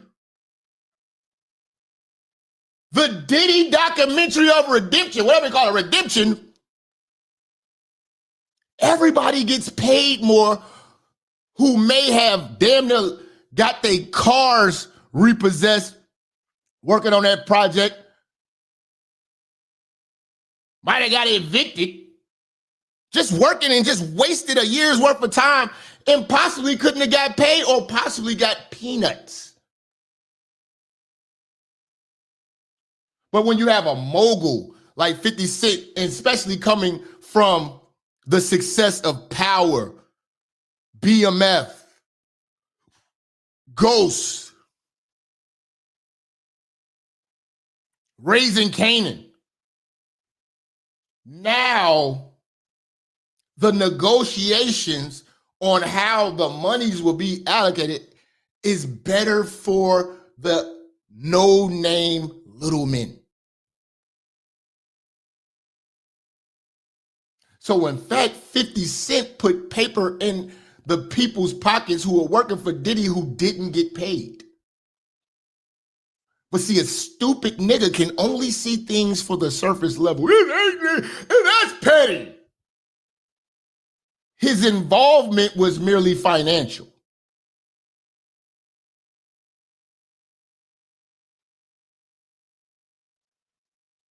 His involvement was merely brokering.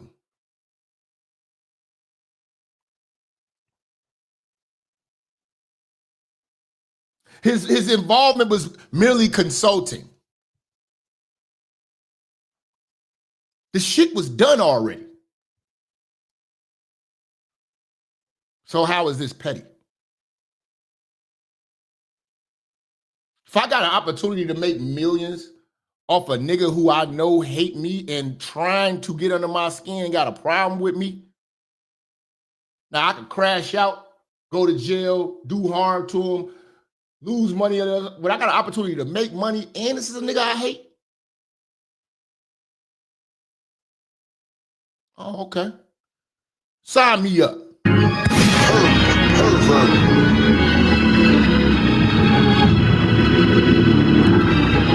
See, a dumb nigga don't see it like that.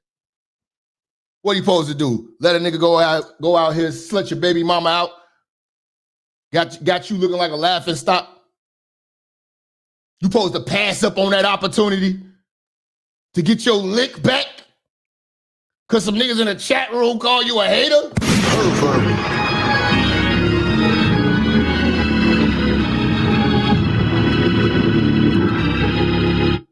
I love seeing things like this because it lets me know where niggas stand mentally. Niggas cannot see the big picture.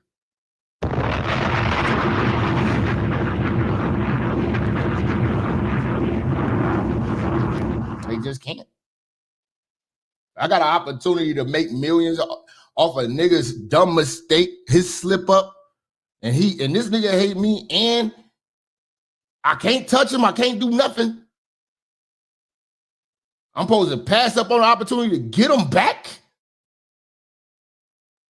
Niggas do worse in the street. They done shot your cousin and shit.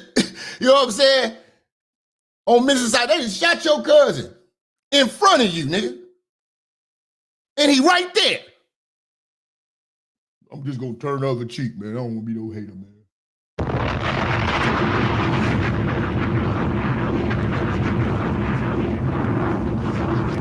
I don't want to be no headache. See, this is how I don't understand. I don't understand. How do you view your enemies? Just tell me, how do you view your enemy? And maybe I can get some understanding, you know what I'm saying, how things are supposed to be handled when you have an enemy. It's not a friend. It's not a colleague. Not somebody you're doing business with. This is an enemy. An enemy. So help me get some understanding. What do you do with enemies when you're at war? And they're playing that war on a different level. You know, this was Diddy's slip up. And if Diddy had the opportunity to screw everybody who was doing that documentary, he would. And he did. Diddy does good business for him. He ain't create no bosses. When the last time you seen Harv Pierre? You ain't seen nobody. Who has made a boss?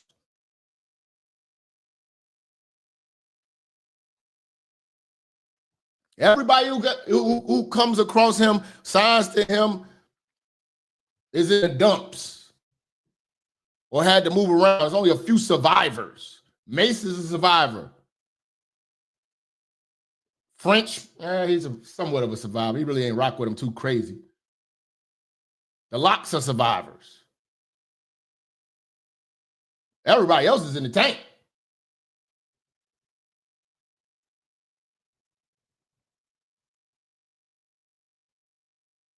You know? Big dead. As good as Faith could sing and as good as she used to look, career dead. Ain't no way Mary J. Blige still out here touring and Faith ain't. You know what I'm saying? Craig Mack, dead, broke. Fabulous was never signed to P. Diddy. Black Rob, dead, broke. Shine, went to jail. You know what I'm saying? Red Cafe. Red Cafe really wasn't. Red Cafe came to the game as a boss already. He came in as like a Jeezy already because Red Cafe was getting a lot of money anyway. And Red Cafe caught his because G-Dep is broke. Red Cafe came in the game. He's a big real estate dude. He got a lot of money. Red Cafe got a lot of money. 112, fucked up. They supposed to be the next Boys to Men. Fucked up. Total, fucked up. But Red Cafe came in and dealt his business with Puffy like on a project basis. Like, we do this project and I'm out. Project, I'm out. Loom, fucked up. Same with Jeezy. Jeezy did one project with Diddy and that was it. Boys in the Hood, and he went on about his business. He really didn't have no real dealings with him like that. I'm talking about the real artist that was down with him. Jeezy was in a group. Jeezy didn't sign with him as a solo artist. Jeezy did that group project, Boys in the Hood, that was it. French did like one album with Diddy, and that was done. He got on and did his own thing. You know what I'm saying? Carl Thomas, out of there, fucked up. Young Jock, out of there, fucked up. Well, he's a radio nigga now. I call him a survivor. I call him a survivor. He was able to, you know, be a radio personality and did his reality show thing. But it's not many survivors. Who he made a boss. Who he turned into a boss. Everybody throw that shit on Birdman. Everybody throw, that's the crazy thing. Everybody threw Birdman under the bus. Even though Birdman did that gay ass shit with Wayne and they was kissing and shit like that. But I'm talking about who made people bosses. Birdman made more bosses than Diddy. Drake, Nicki, Wayne, shit, Tiger.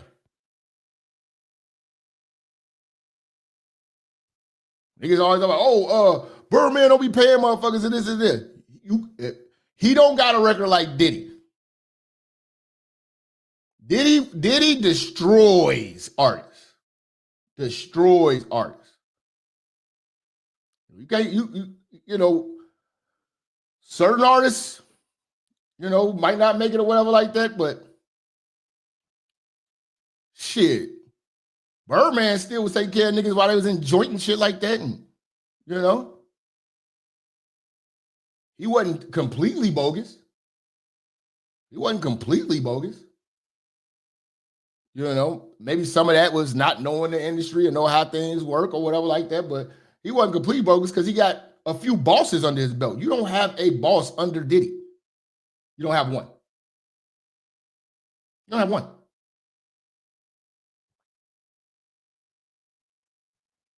So that's just to show you he has a track record of not doing right by people. He's done everybody wrong. Perfect name for his group, Diddy Dirty Money. Don't do you dirty with the money. He's going to do you dirty with the money. You know? He's going to do you dirty with the money, man. Hey, turn this chat room up, man. We about to get into this, man. We're going to dig into this Netflix series. We're going to do a recap on this Netflix series. You know, like I said, man, I had a terrible birthday. I got to watch the whole Netflix series last night, all 4 episodes. We're gonna break this thing down to the molecule. You know what I'm saying? Because a lot of people just firing off information and saying stupid shit in chat rooms. And like I said, just watch the people and look at what these people stand for, and you're gonna really notice. It's gonna be a big eye opener. I'm glad things like this happen so we can have an eye opener to know who people really are and what they stand for and where they stand. You know what I'm saying? But for now, we're gonna be some more water, and you're gonna listen to Famous Amy for a minute.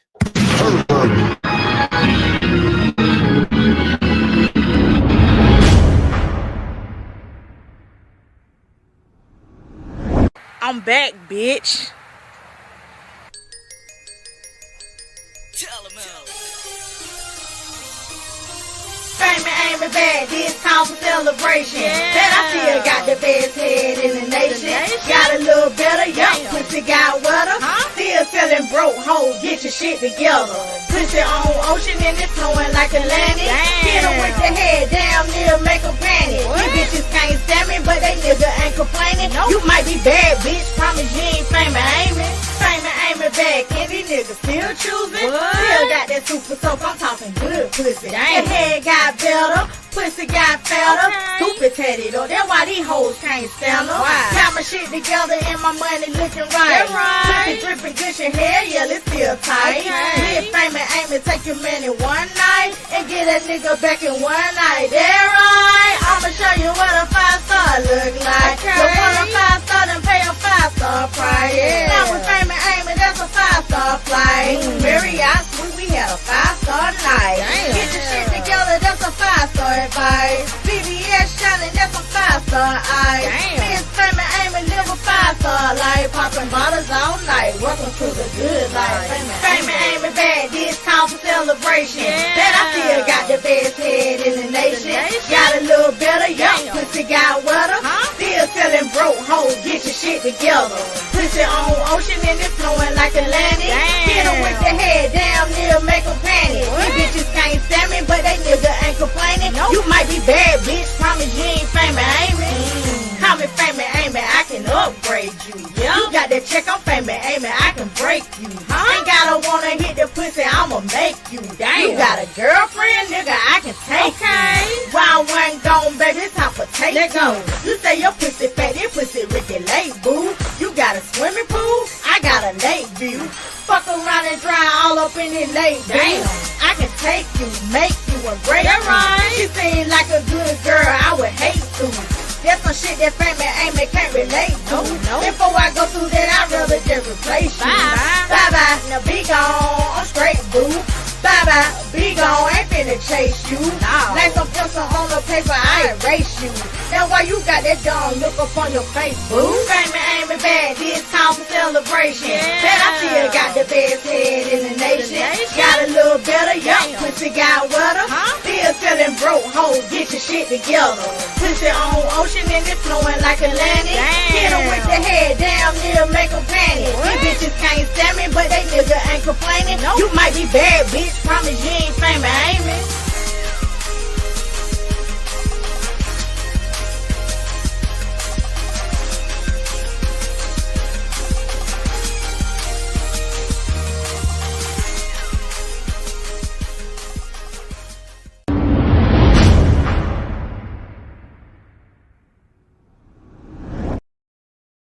That girl got bars.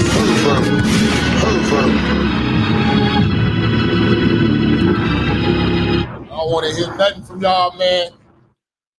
If your baby mama look like Family Amy, you can't talk about no broad on the internet, man.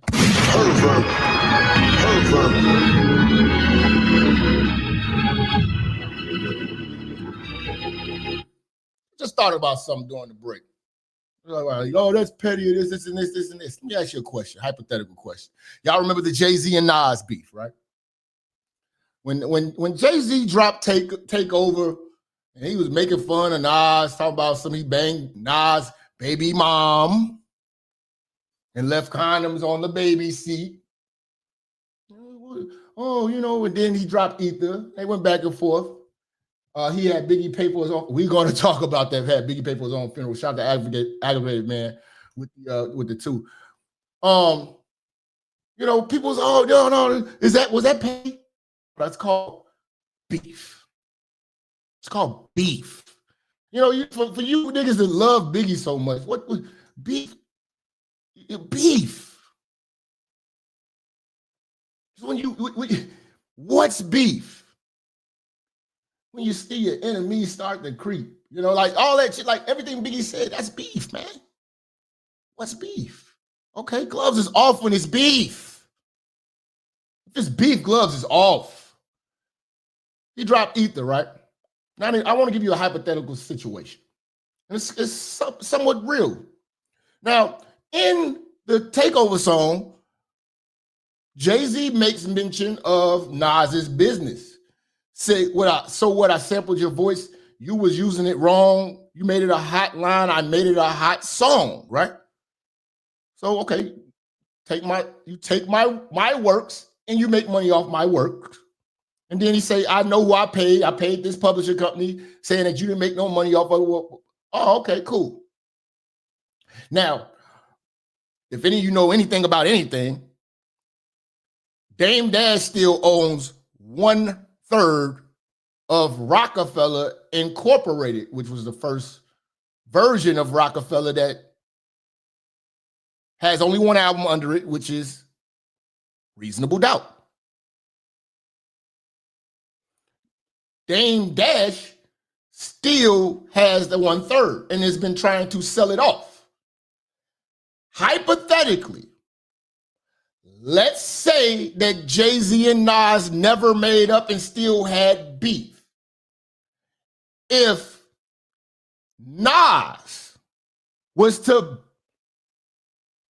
pay Dame Dash, let's say $5-6 million for that third of Rockefeller, and now Nas then becomes a third owner of Jay-Z's first works. And you see Nas wearing a Rockefeller chain. Will you call Nas petty or a nigga playing chess?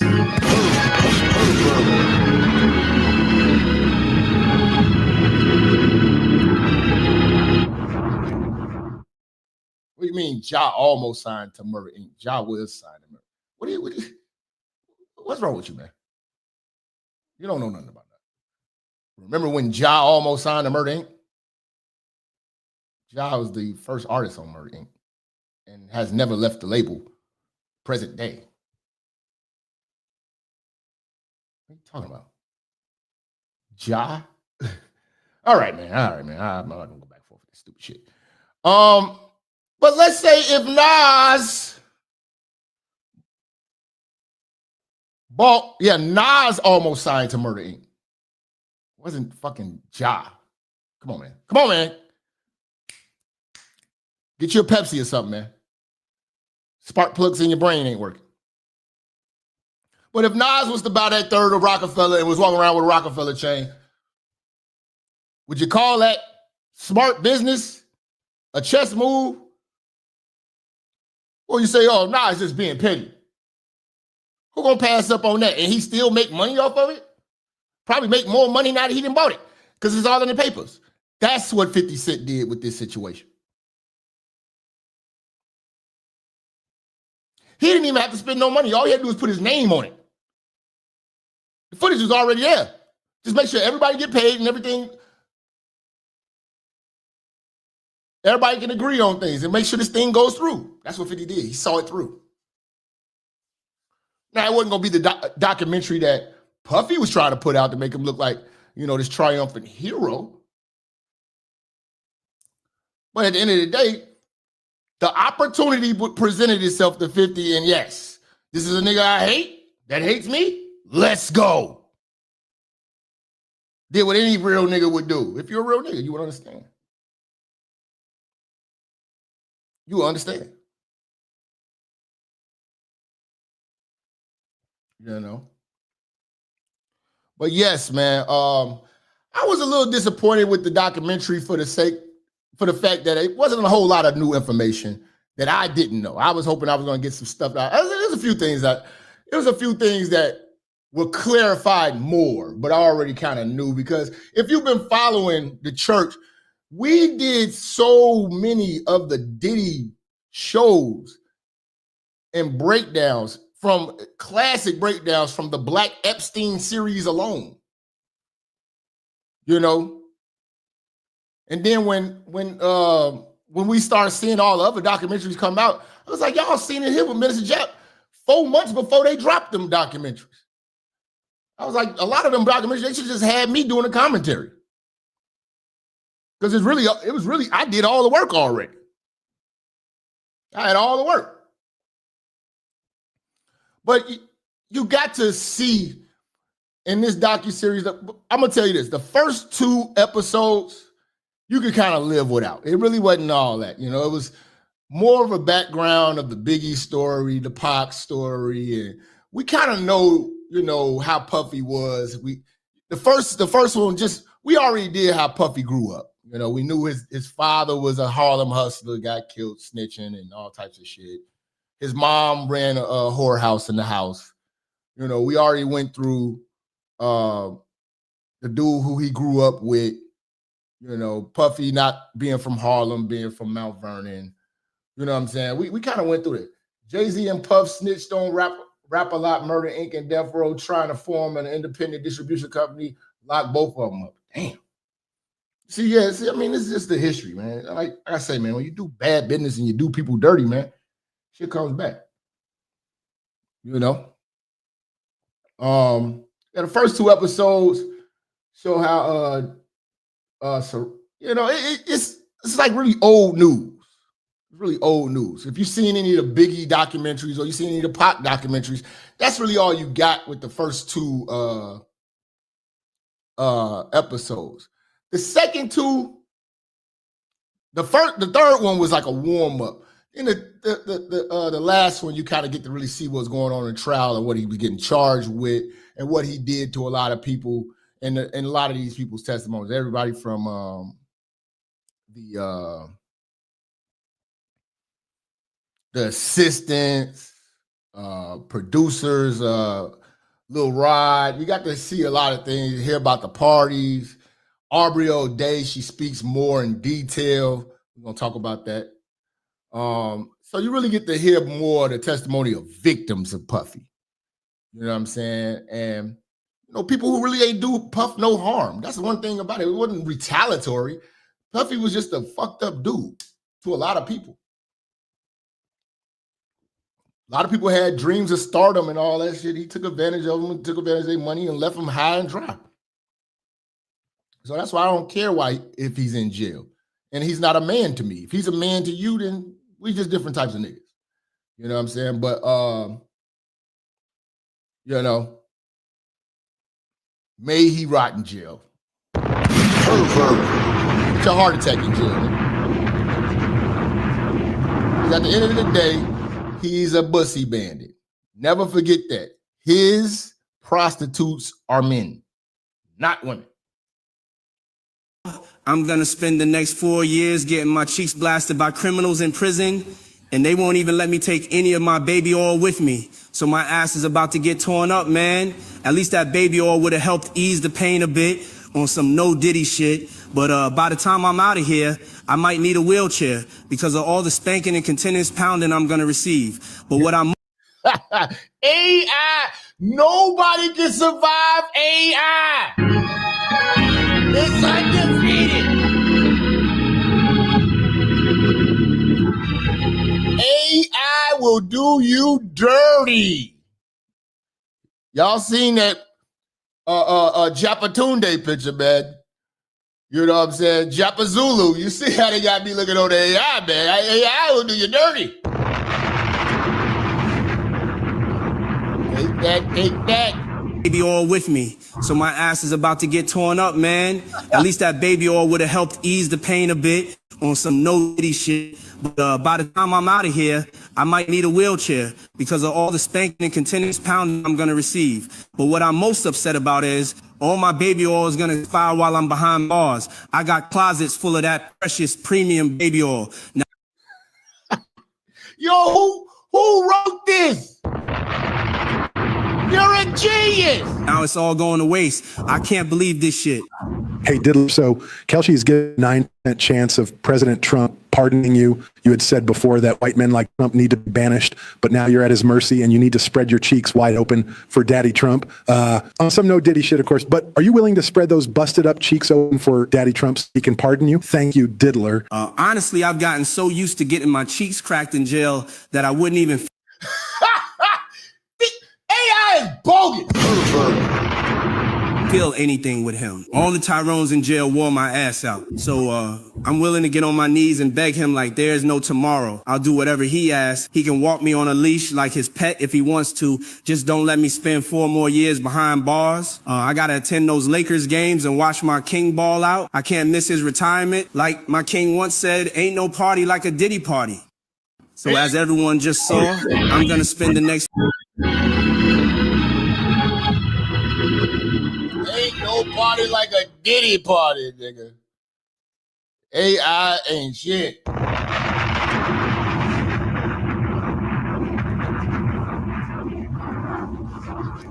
AI, man. God damn. AI, man. You know what I'm saying? But, hey, man, I'm in full support of 50 Cent. That's the side I'm riding on. I'm riding on the side that's going against these Rainbow Boys. I don't care who the hell he is or what he accomplished or nothing like that, man. Screw that. Once you start messing with the Rainbow, man, you are not a brother of mine. He's a brother of yours, that's you. You know? But we don't get no passes for the Bussy Boys over here.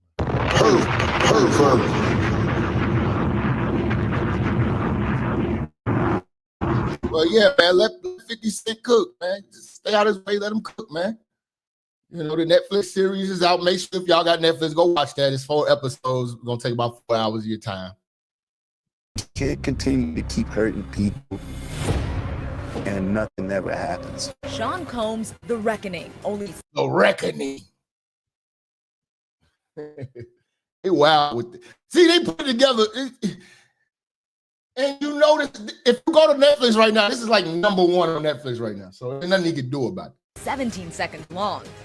And he don't make $1 off of it. This is the provocative tease for Kurt Jackson's 4-part Netflix documentary. He's the executive producer. That's it. That's all. He's like DJ Khaled yelling over your record. You know what I'm saying? He didn't make the record. He didn't produce a record. He didn't even think of the record. He's just going to get credit for the record. That's it. Documentary about the disgraced and convicted music mogul. Wanna be ballers, shot callers, brawlers. He didn't even write that. Styles P wrote that. Could it be the latest salvo in 50's long-standing war with Diddy? See, this is war. How did y'all get so soft? This is war. You're going to war with it, nigga. It's war.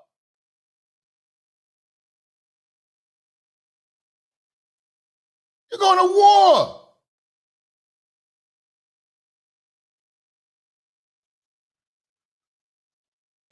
Israel is going to war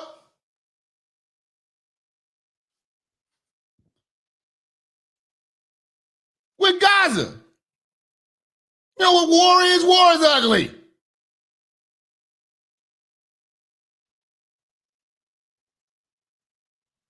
They going to war.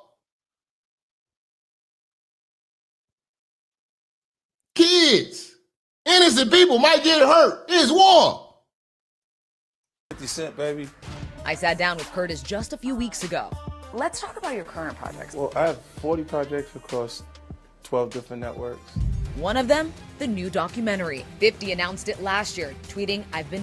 And Dame Dash needs to shut his mouth. Dame Dash needs to shut his mouth. Dame Dash was the main one. 50 capping. We said he was coming out with a direct picture. Cap. Boom. Drop this. Dame need to shut his mouth. Stay quiet. Do your thing. More and more Dame Dash keep talking. And I love Dame Dash's energy. But as of lately, he's just been going crazy. Dame got to shut up. Telling y'all about this weird bleep. You didn't believe me, but I bet you believe me now. Go, shorty. It's your birthday.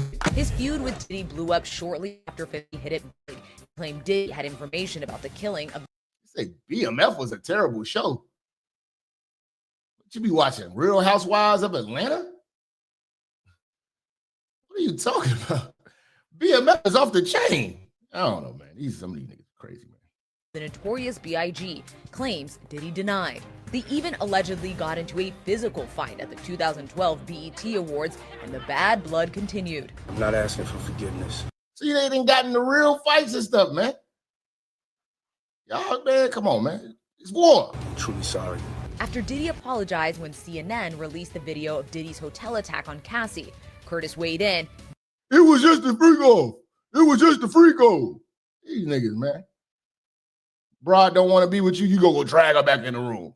She want to go. Let the hoe go. This is not going to work. When Combs was arrested last year, 50 tweeted, "Now it's not Diddy do it, it's Diddy done," and posted a bottle of Diddy oil. After Diddy's sentencing, 50 wrote to whoever was booking Diddy for... This is the... He been cooking Diddy for the longest, so why are you surprised? The Diddy oil, man, he's been cooking them. After Diddy's sentencing, 50 wrote... Y'all just want him to stop? Or you just mad that he won? 50 won. He got his kid and stuck it to this goofy ass nigga, no homo. Wrote to whoever was booking Diddy for speaking engagements, "I heard he won't be able to make it." Tell me how to Instagram shade somebody. I need to know. What's the tact? Before the Diddy trial, Curtis gave us his social media strategy to a perfect troll. Usually, whatever they kind of give you a lead. Like Yeah. Whatever they're upset about or whatever they're doing. Yeah. You look at them and you kind of look for the flaws in the person. Shout out to 50, man. You know what I'm saying? And here's the thing, though. 50 Cent could have released this while the trial was going on. Now, there's a difference between this and what the R. Kelly series did, the Surviving R. Kelly thing. The Surviving R. Kelly thing got R. Kelly indicted. That's the difference. This ain't sending him to jail. You're already in there. It might mess up your appeal, but you ain't got a whole lot of real time.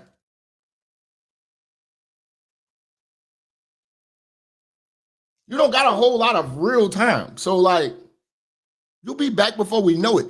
So, you know, kind of mess up the appeal a little bit because people are going to look at this and be like, this dude is a monster. Okay, yeah, he messed up his character, which is fine. I mean, it's war. Who cares? He could have played even dirtier and dropped this during the trial. You know, it made it even worse for him. Let the judge have seen that, you know, on the low. You know, everybody says they're going to be non-biased. They still watch the news. Stop it. You know, but Kale's joint got him indicted. That's the difference. 50 Cent ain't get a nigga locked up. This is a nigga that's locked up that you hate. Run him through the railroad. Who cares? And he's a rainbow boy. Get him out of here. Stop it, man. See, Diddy try to do the cease and desist? New Netflix docuseries, See, he tried to do the cease and desist, and like I told you, he don't own the footage because he never paid them people. So them people had every right to shop around and shop that footage and do the deal and structure that deal how they needed to do it with the people who they needed to do it with. And who better to sell this documentary than a person that you're at war with?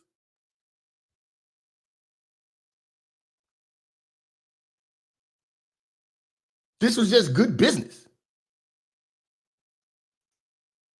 Don't get mad. Them people didn't get paid. Yeah, the people right here behind the camera right now filming him didn't get paid from Diddy. Again, the plan was not for Diddy to pay them with his money. He was going to pay them with Netflix's money because he thought he was going to win. In the moment that he didn't win, nobody got paid, and he don't want the series to go out. We're going to go back to that phone call too. We're going to go back to that phone call because that's what he was talking about in that phone call about Netflix. The whole Netflix thing was brewing while he was in the joint. He was having them people put that together, but they never got paid. It was a promissory note type of thing. Holmes the Reckoning. And they didn't turn him down because it's P. Diddy. We're going to get paid. No, he don't pay nobody. Is out and making headlines. I'm taking 8 nuclear bombs, you know what I'm saying, straight to the head. And I'm tired of going back and forth with y'all, with the lawyers. That's just not true. Okay, so. With never before seen footage of the former hip hop kingmaker from the days leading up to his 2024 arrest. I'm not a referee. So I'm gonna get off the phone right now. Listen to me. I'm gonna get off the phone right now. Listen. The idiots in the back are like, yeah, this is petty. 50 Cent did a documentary. So if 50 Cent did a documentary, that means he would have hired these people to have this camera right here that's pointing at Diddy right now in his hotel room 5 days before his trial. He would have paid and funded that. This is Diddy putting this together and didn't do the deal the right way. This is Diddy doing bad business and bad business coming to eat him. That's what that is. To me, I'm gonna get off the phone right now, and I am gonna let you professionals look at the situation and come back to me with a solution. No matter what, no matter what nobody said. Let's just here and there, y'all are not working together the right way. We're losing. Combs is legal. Why everybody's like, why did he shoot this? Why would he shoot this? Because the plan was to win, and for him to put this whole documentary together and him to sell it and look like a victor in the situation. The fact that he didn't win, he didn't want it to come out. Team says Netflix is flying stolen footage, even sending a cease and desist to the streamer ahead of its release. Can't do nothing about it when you don't own it. Them people didn't get paid. It's theirs. They're free to sell it to whoever. Calling it a shameful hit piece, something the documentary's director, Alexandria. That's the director, not 50 Cent. I think when people hear executive producer, they think director.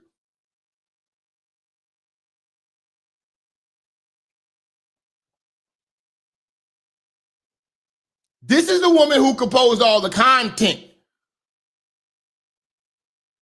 who put the whole thing together. 50 Cent just did the deal. Stapleton denied in a statement on Monday, saying that they, quote, lawfully obtained the footage. 50 Cent wasn't sitting up hours with editors and, no, we need to take this out and change this, put this in. That wasn't a 50 Cent decision. It's a big damn difference. That's the problem with niggas. Niggas think, oh, right here, 50 Cent got a documentary. And DJ Khaled got an album too, right? What do you, I hate stupid motherfuckers. DJ Khaled got an album. You heard DJ Khaled? When you heard DJ Khaled spit? When have you heard a DJ Khaled beat? When have you heard him sing? What has he wrote? But he got an album out, right? That's all executive producing is. Putting your name on it. And putting it together. Hey, yo, you think we can hire an editor? Behind the series is executive producer Curtis 50 Cent Jackson, who recently sat down with NBC News along. Thank you. You think a company like Netflix wasn't going to cross their T's and dot their I's? And then we talk about the media. First of all, who runs the media? Jews. Let me see. Let's find out. Do Jews run Netflix? Let me see.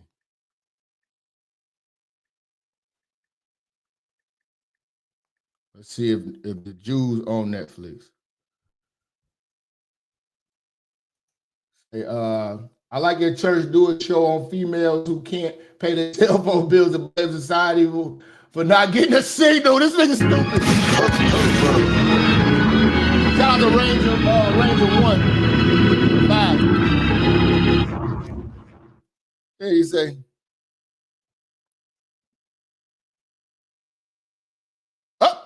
Founder Mark Randolph has Jewish ancestry. Yep.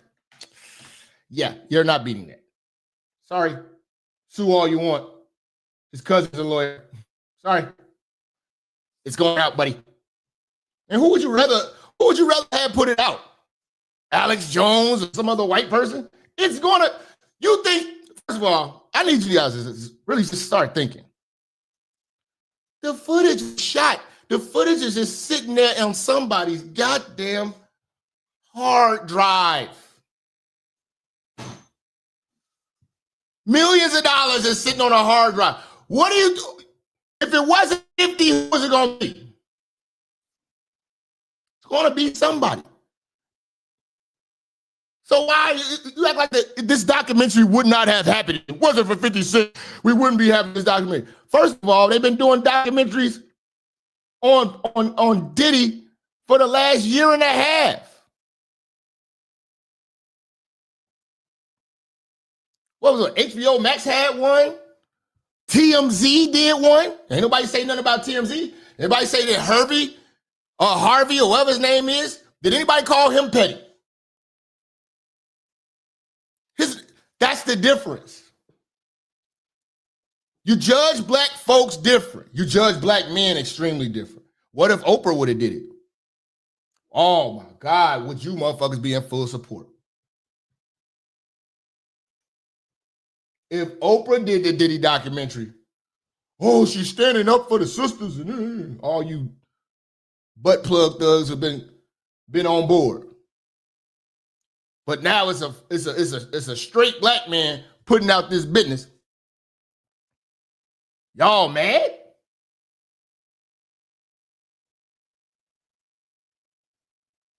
Y'all mad? So you're saying that this would not have came out? Oh, think about it. Yeah, Oprah. People still haven't really put foot to Oprah's ass for putting out the documentary on Michael Jackson, destroying this dead man who did great things for children. Y'all let Eminem destroy Michael Jackson with his music.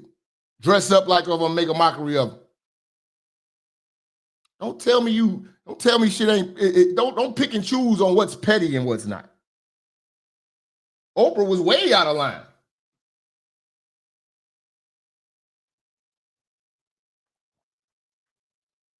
She tried to tear Michael Jackson down. But now niggas is mad at 50 Cent for tearing down a nigga who they both hate each other? Okay, yeah. Let these brothers go to war. I'm sorry about calling Diddy a brother. Let 50 Cent cook that bussy boy. Get out the way. Goofball. You're fucking Stapleton. How did you get that footage of Diddy? I figured most journalists would not disclose their sources. Shout out to the director. She looks pretty nice for a veteran. Pervert.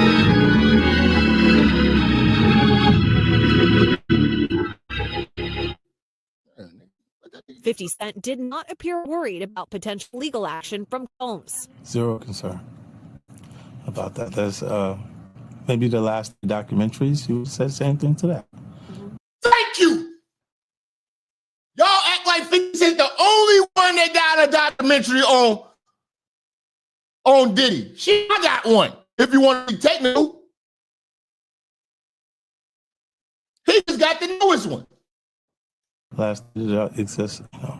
The project, which took over a year to make, includes interviews from Combs' inner circle. I began to see the ugliness and the nature of him as a human being. That came from me seeing the only thing he cared about was himself. We really tried to. Yeah, we went over the Hulu one too. Shout out to bro. Man, come on, man. It wasn't a documentary that came out that we didn't dissect to the molecule. You mad at 50? Oh, 50's petty. This is just bogus. This is petty. Dame Dash coming out as dick sucker talking about some, I could never support a black man and want to tear another black man down for the sake of a white man. Ain't nobody telling this nigga that. Man, this nigga got beef with this nigga. They got nothing to do with the white man, dog. Dude been on some bull. Chronicle the ecosystem that he created and to give people a very well-rounded perspective. I don't think that the time was really given to really look underneath the hood. One of those interviews is with Danity Kane singer Aubrey O'Day, who in an emotional scene reads an affidavit from a woman saying she walked in on O'Day being assaulted by Combs and another man in 2005. Now she read this email, she talk about it's a lady that reached out to a lawyer and told the lawyer that she was willing to testify if Aubrey was gonna sue Diddy because she was at a party where she seen Aubrey totally drunk, high, whatever, and Diddy was hitting her on the back, and his homeboy was getting topped off or whatever like that, and Aubrey saying she don't remember none of that. And she don't even know if she could, she just don't remember it. She like, man, if this lady lying, she want to go after the lady. But if it happens, she want to go after this. She don't know what happened. So it's just wild. Says no one investigated Clive Davis because Clive Davis is a Jew.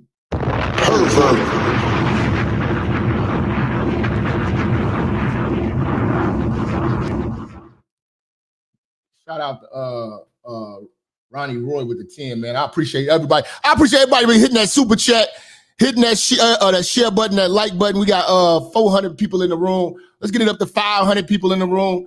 You know what I'm saying? Turn the chat room up. We're gonna be here for a while because you know when I do my Diddy videos, we're very thorough. We're very thorough. And it's something that you can learn from because we definitely cook.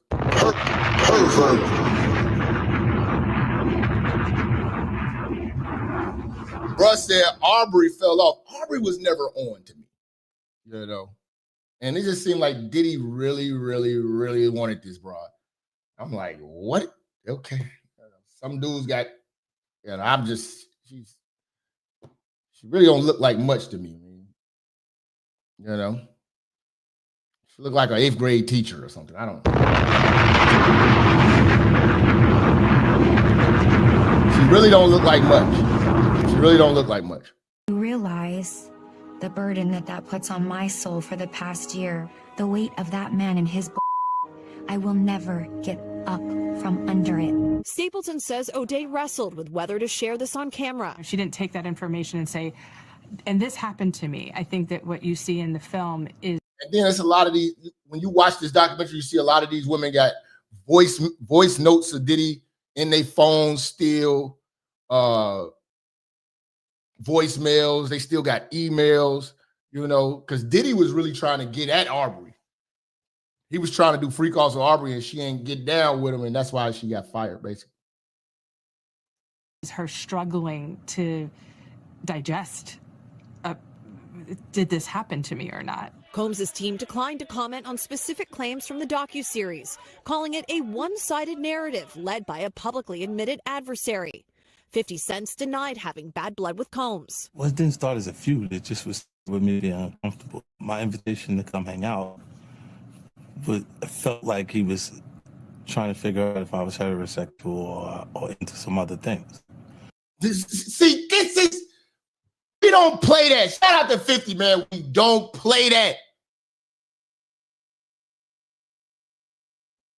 We don't play that pussy ass shit over here, man. No. No. This is what happens. This is how you get at Mars and try you like that. Let's go. So I didn't hang out with him, but it's not a beef because we didn't do anything to each other. The docuseries also re-examines the murders of Tupac Shakur and the notorious B.I.G. in the 90s, raising questions about what Combs knew. Combs has denied all allegations and has never been charged in either death. You don't have Puff Daddy without Biggie Smalls. We had sources, more intel and information. It was the first time that you could really tell this story. Combs stood trial for 8 weeks and was acquitted of the more serious charges of sex trafficking and racketeering. See, this is what y'all gotta understand. I'm gonna keep driving this point home. If Diddy would have won, Diddy would have put the documentary out. And he would only interview people who loved him. That's the only thing. All they did was swap out the footage of the people who would love him. Now they put the people who got real encounters with him in a real way. And sentenced to 50 months in federal prison for 2 counts of transportation to engage in prostitution. 2 jurors from the... His prostitutes were men, goddammit. Would you please always bring that up to anybody who says free Diddy and all this? His prostitutes are dudes. What kind of dude are you? I don't hear no, and this one thing, I got to give respect to the ladies. As much as y'all try to throw brothers under the bus and call us gay, this, I don't see y'all supporting this gay man. You know what I'm saying? Y'all try to use the gay thing. Oh, you must be gay thing. Usually y'all be allied with anything homo. You know, y'all ain't allied with this Diddy shit though.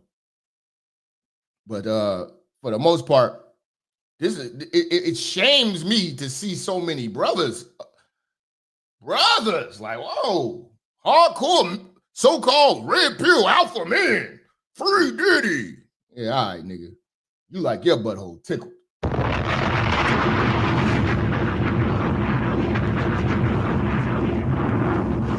Trial are featured in the doc. Do you believe that Sean Combs is a violent person? Based on that Intercontinental video, he can be. I thought that they were very different people and they could kind of represent, one. Yeah, see, they got the jurors involved. So you didn't really get to see the jurors before and all that stuff. So you get to see a few new things. And you really get to see this documentary was put together to show you P. Diddy's character as a person. It really wasn't revealing on freak offs as much as, because we've seen interviews and stuff like that. It was more of, like when you seen that apology, this is the rebuttal to that apology he had. You see how phony and manipulative he is, You see how he don't really like people like that. It's all an act. I grew up knowing who Sean Combs was. One had no idea, who this man was. And yeah, you get to see the people he grew up with. You know what I'm saying? They're telling the stories of when he was younger, you know what I'm saying? And how he was back in the day. Like, it was a chick that he had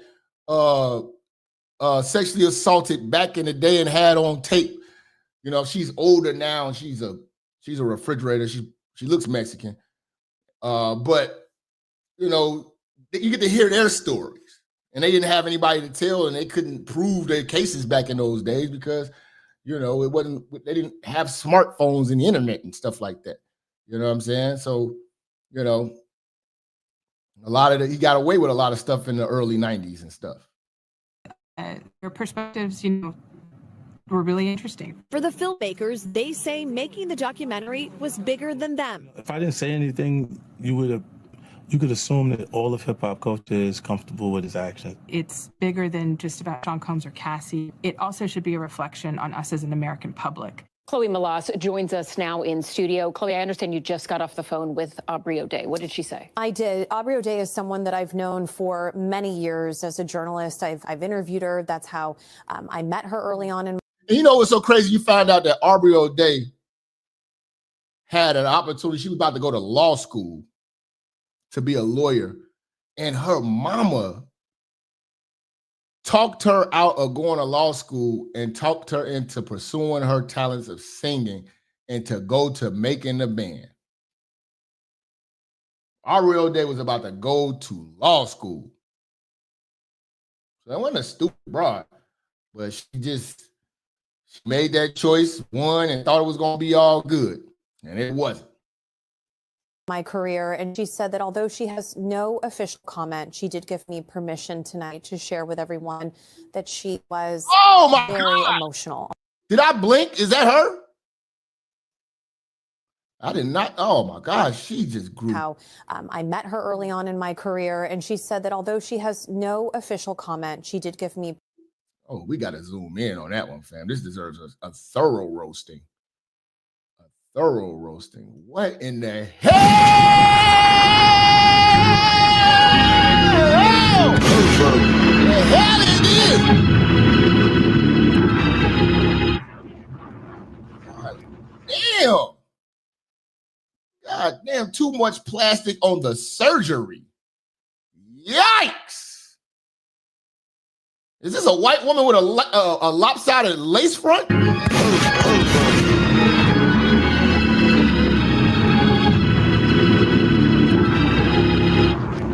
White women start touching their face, they start looking chopped. Y'all seen Laura Loomer? Y'all don't know politics. Y'all watch that. Laura Loomer looks crazy. She looked like something off of, just like Aubrey O'Day. Both of them look like something off The Purge.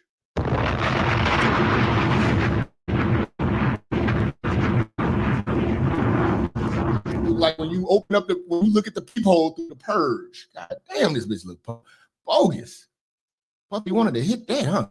God damn, Puff. Permission tonight to share with everyone that she was very emotional on the phone with me. She was crying. She was trying to catch her breath, trying to get her words out. And she let me know that she's just now sitting down and watching the docuseries. So. And before we let you go, I have to ask you as well, because Diddy's team has been aggressively fighting this documentary at every turn, right? Can you take us through a little bit of that?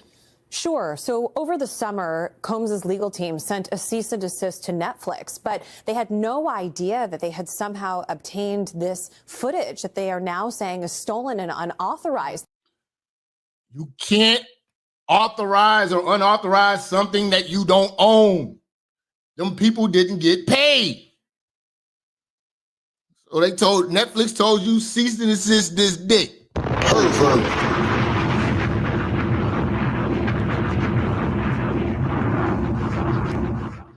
You know what I'm saying? That's what happened. Trust me, Netflix wasn't going to go to... First of all, ain't nobody stupid enough to go to war with a nigga like Diddy and you ain't got your shit in order. They know they got their shit in order. That's why he couldn't stop it. And we don't know how Netflix or 50 Cent or Alexandria Stapleton, the documentary's director, how they got this footage, but they say that they obtained it lawfully. But as of just yesterday, Combs's legal team sent another cease and desist, but Netflix did not back down.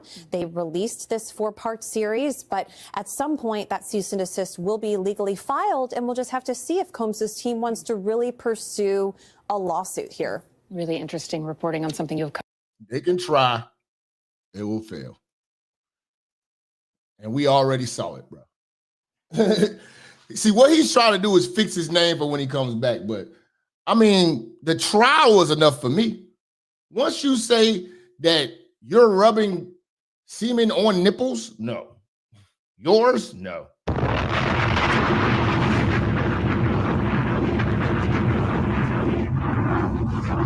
Now, I'm just tripping on all these black men feeling sorry for it. I know if this was me, you niggas would fry me.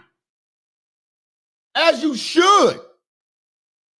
Yeah, this is chess, not checkers. I don't feel sorry for the dealer at all. I don't either. See, a lot of y'all don't remember when he was calling his son. See, I got to bring y'all back down memory lane when he was calling his son from jail. And he was talking about this Netflix shit. This is what he was talking. That was the plan all along. You're hearing the truth here, fam. In the church. Do not entertain none of this nonsense and nothing over the phone. I'm gonna need you to get rid of all the leftover pizza boxes. The what? All the boxes. I'm still trying to understand what are the pizza boxes. Left over from the pizza.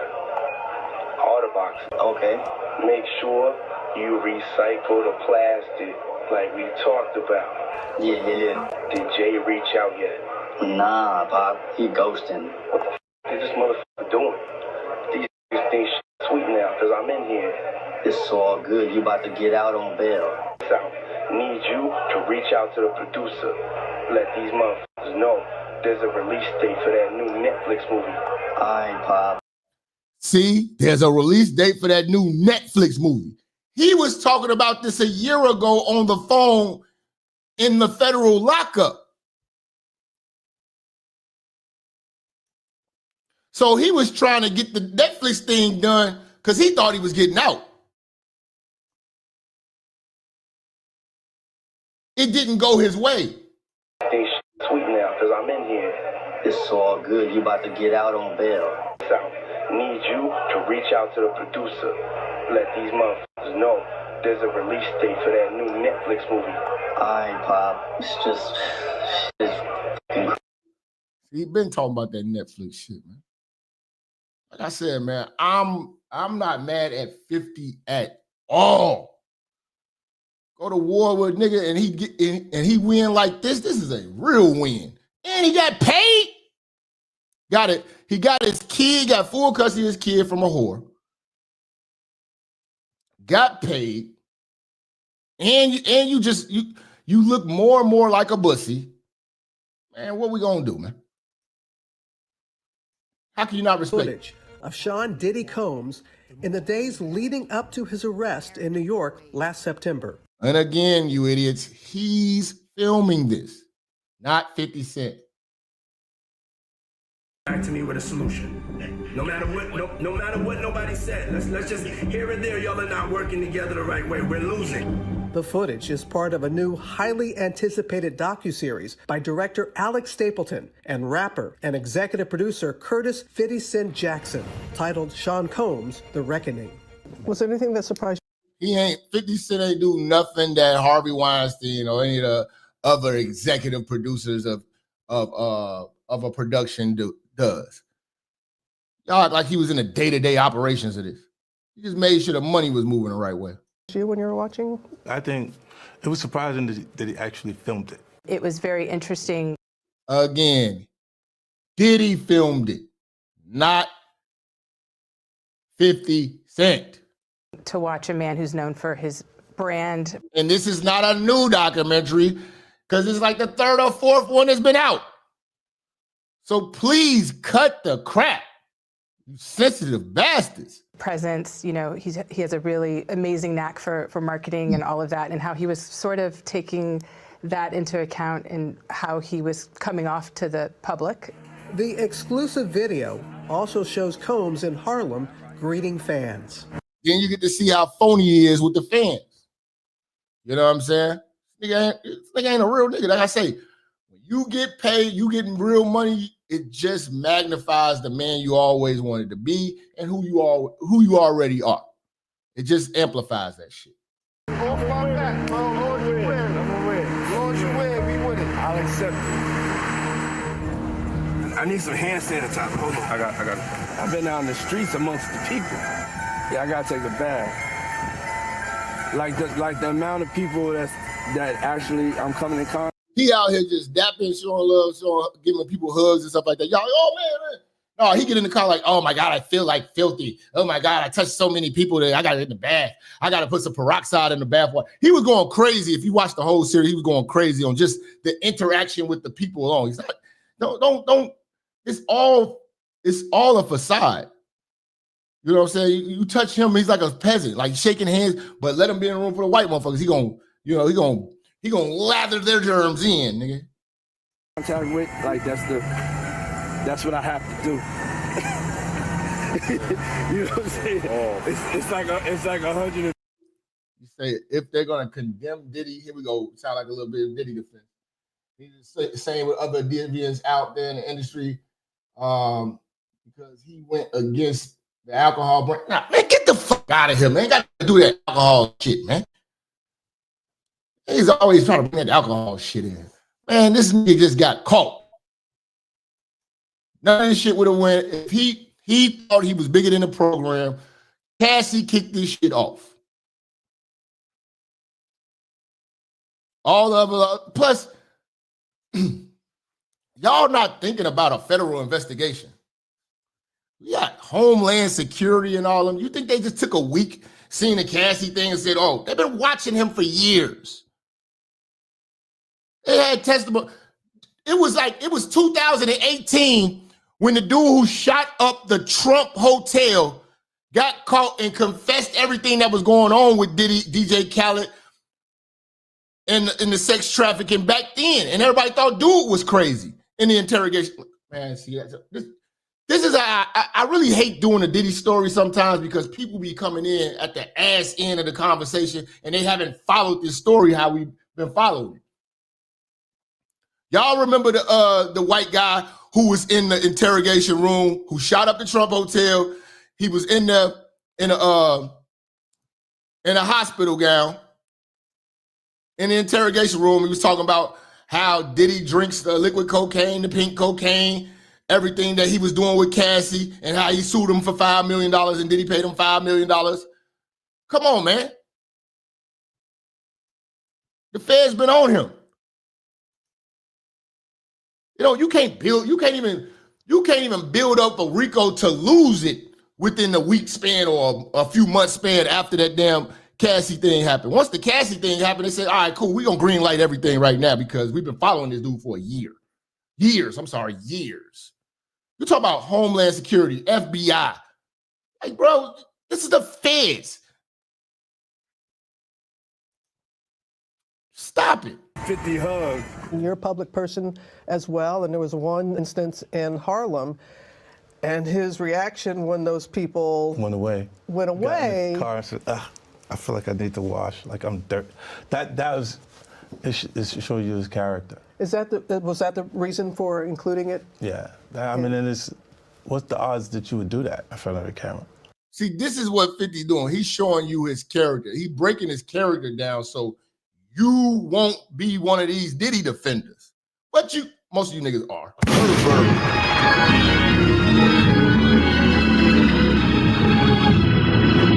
That's one of the moments where he forgot he was on tape. How do you respond to people who say that it's more about the disdain that you have for Sean Combs than it is for giving the victims a platform? What they consider a pre-existing beef, right, for 20 years, right, is me being uncomfortable with him suggesting that he takes me shopping, or I looked at it like he was like... Exactly. This nigga trying to try you, and he say over 20 years, nigga, having problems with this dude. And then he goes stab your baby moms. He know what he was doing, so it's on. Like, I don't understand. Why are y'all so sensitive when it's on, it's on? How would you handle your enemies? Just tell me, for all the Diddy defenders in the room, how do you handle your enemies?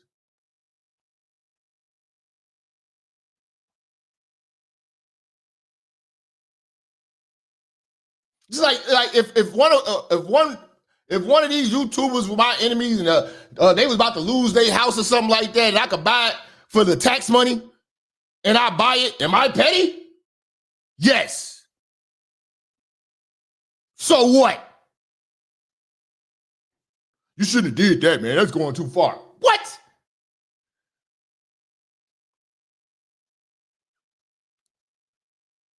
If I buy a nigga house and take his mama and put her in there and charge her rent, I'll do it.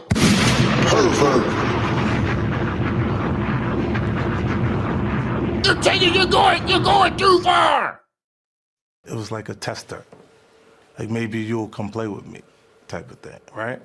And it's not personal. I think it's important to also let people know that the show is not completely the perspectives of people that did not like Sean. We weren't trying to just get the highlights, the salacious details, you know, that the real goal was to storytell. And if not everyone needed to have an allegation to be a part of this project. The 4-part series also features 2 jurors from Combs' trial who are speaking for the first time about how they reached their mixed verdict, finding Combs guilty of 2 prostitutes. Yeah, you should have known the Indian dude definitely gonna say guilty. You know what I'm saying? And I think the other girl is like some type of Caribbean motherfucker. So yeah, you cooked. But it's New York, so you always gonna get a bunch of exotic niggas in New York.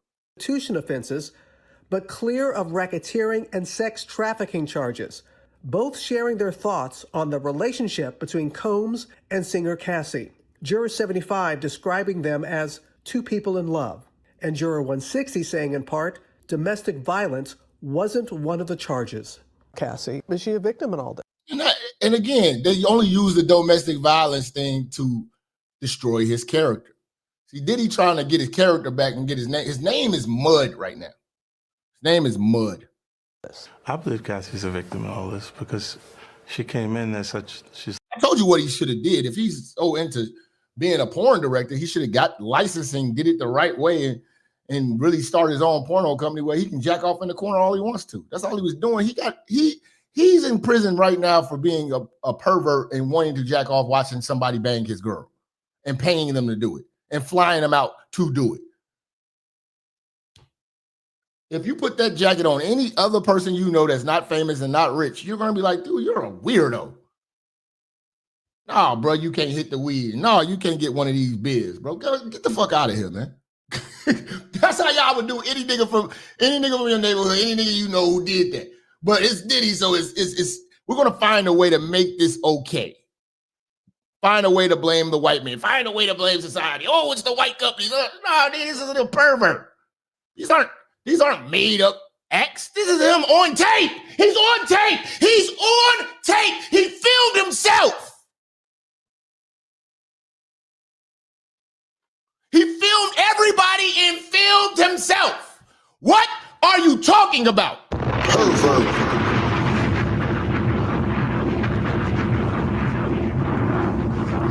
And we can't even see what they were playing in court. Imagine the filth that the jurors had to watch in court with headphones in stereo. Are you kidding me? Free Diddy my ass. Pervert.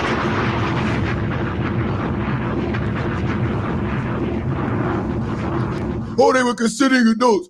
Nigga, they were prostitutes being paid and shipped. You might not like the law, but there is a law against that.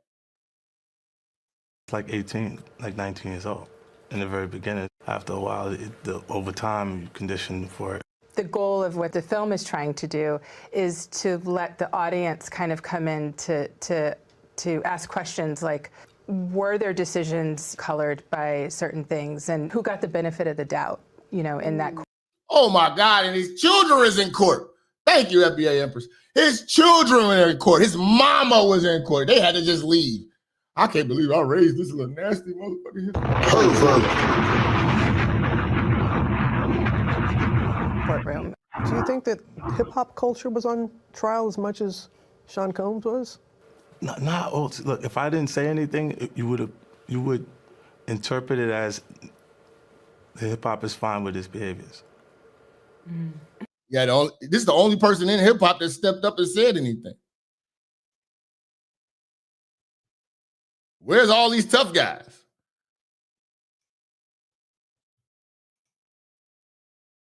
Where's all the tough guys?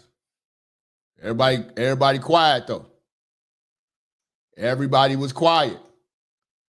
Anytime Diddy name was brought up, it was like, I don't want to talk about that. I ain't going to talk about that. No, I wasn't at the Diddy parties. Oh, no. Everybody ran from it. This motherfucker's the only nigga that had the heart to really speak up.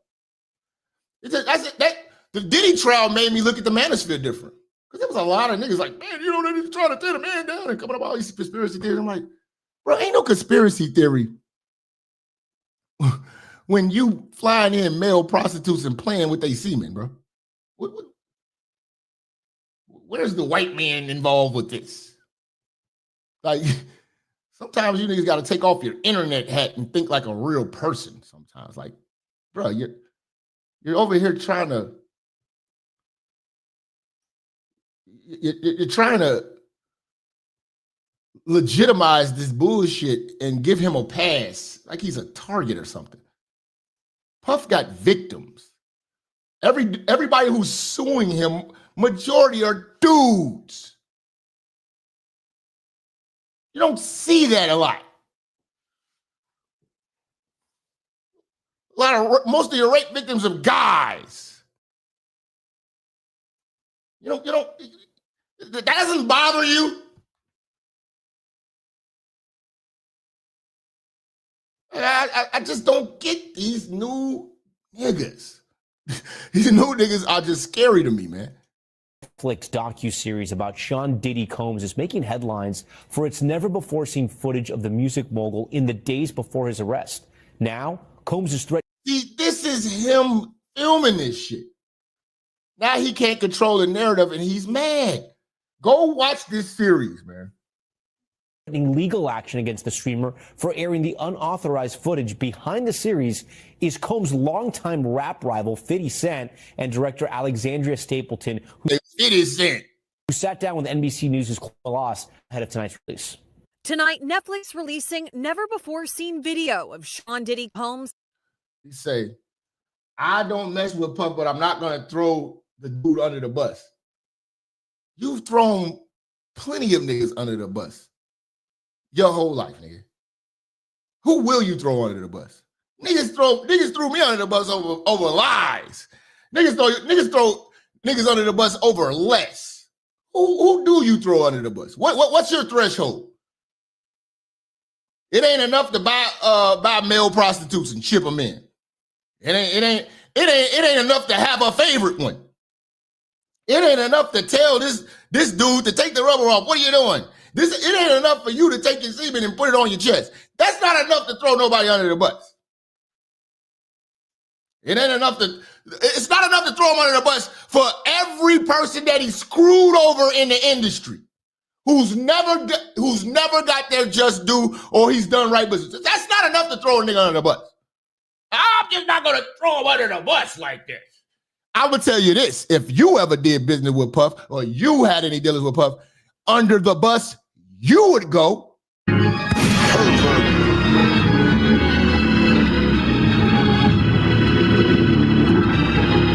See, this is the niggas. See, this is why I like the fact that this happens. You get to see the mindset of these niggas that's compromised.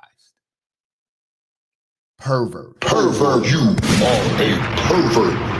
Everybody was grown and they got paid for it. Does it make it legal? Does it make it legal? You can pay a child. Does that make it legal? R. Kelly, his tape, he paid a child. You're from Chicago, you've been in every barbershop, they were playing that tape, you've seen it. He paid a child, then peed on her. Oh, but she got paid though, so it's cool. Gotcha, buddy. Thank you for letting us know who you are. Pervert.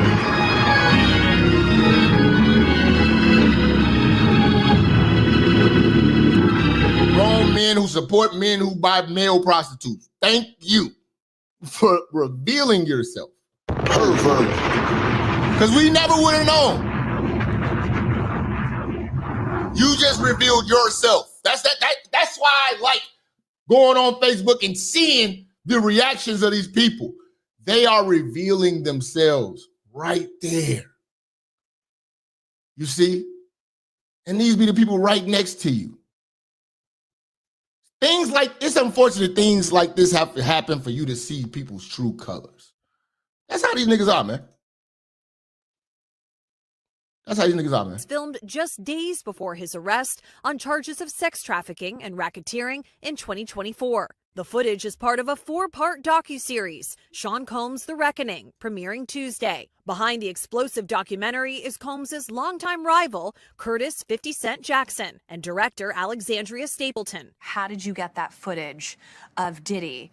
I figured most journalists would not disclose their sources. The recordings give viewers an intimate look at Combs' mindset ahead of his criminal trial, even conversations with his legal team. Does he know y'all have this in the doc?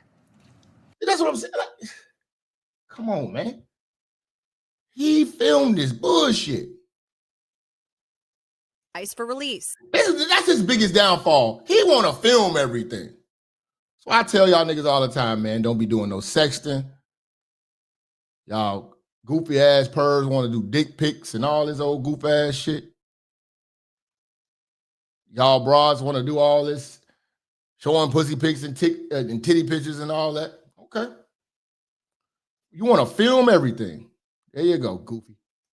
His team sending a cease and desist to Netflix. Netflix referring NBC News to a statement from Stapleton in which she said they lawfully obtained the footage. Done. You're cooked. Lawfully obtained.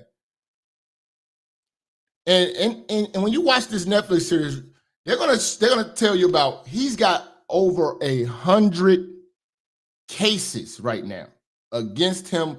And what is it? I can't remember how that shit went. It was like 77 of them have been approved. It was like 100 filings and like 77 of them got approved. Oh, I mean, you know, that's why he's moving money around. You know, he might come out day one and file bankruptcy. Because everything, I believe, is in Janice Combs' name. You know what I'm saying? I think everything is in his mom's name or the kids. Yeah, man, this freak off shit. Y'all niggas kill me with this, man. The defenders of Diddy, man. Hashtag defenders of Diddy, man. These niggas nasty, man. Biggest bombshells from the new 4-part Diddy docuseries that just dropped on Netflix. She would have me put the baby oil on. She took the bottle and said, no, that's not baby oil. And then you find out in the series, he said dude put some GHB in the baby oil. So they was right about that. not enough. One, Diddy's freak-offs allegedly had a connection to both Tupac and Biggie.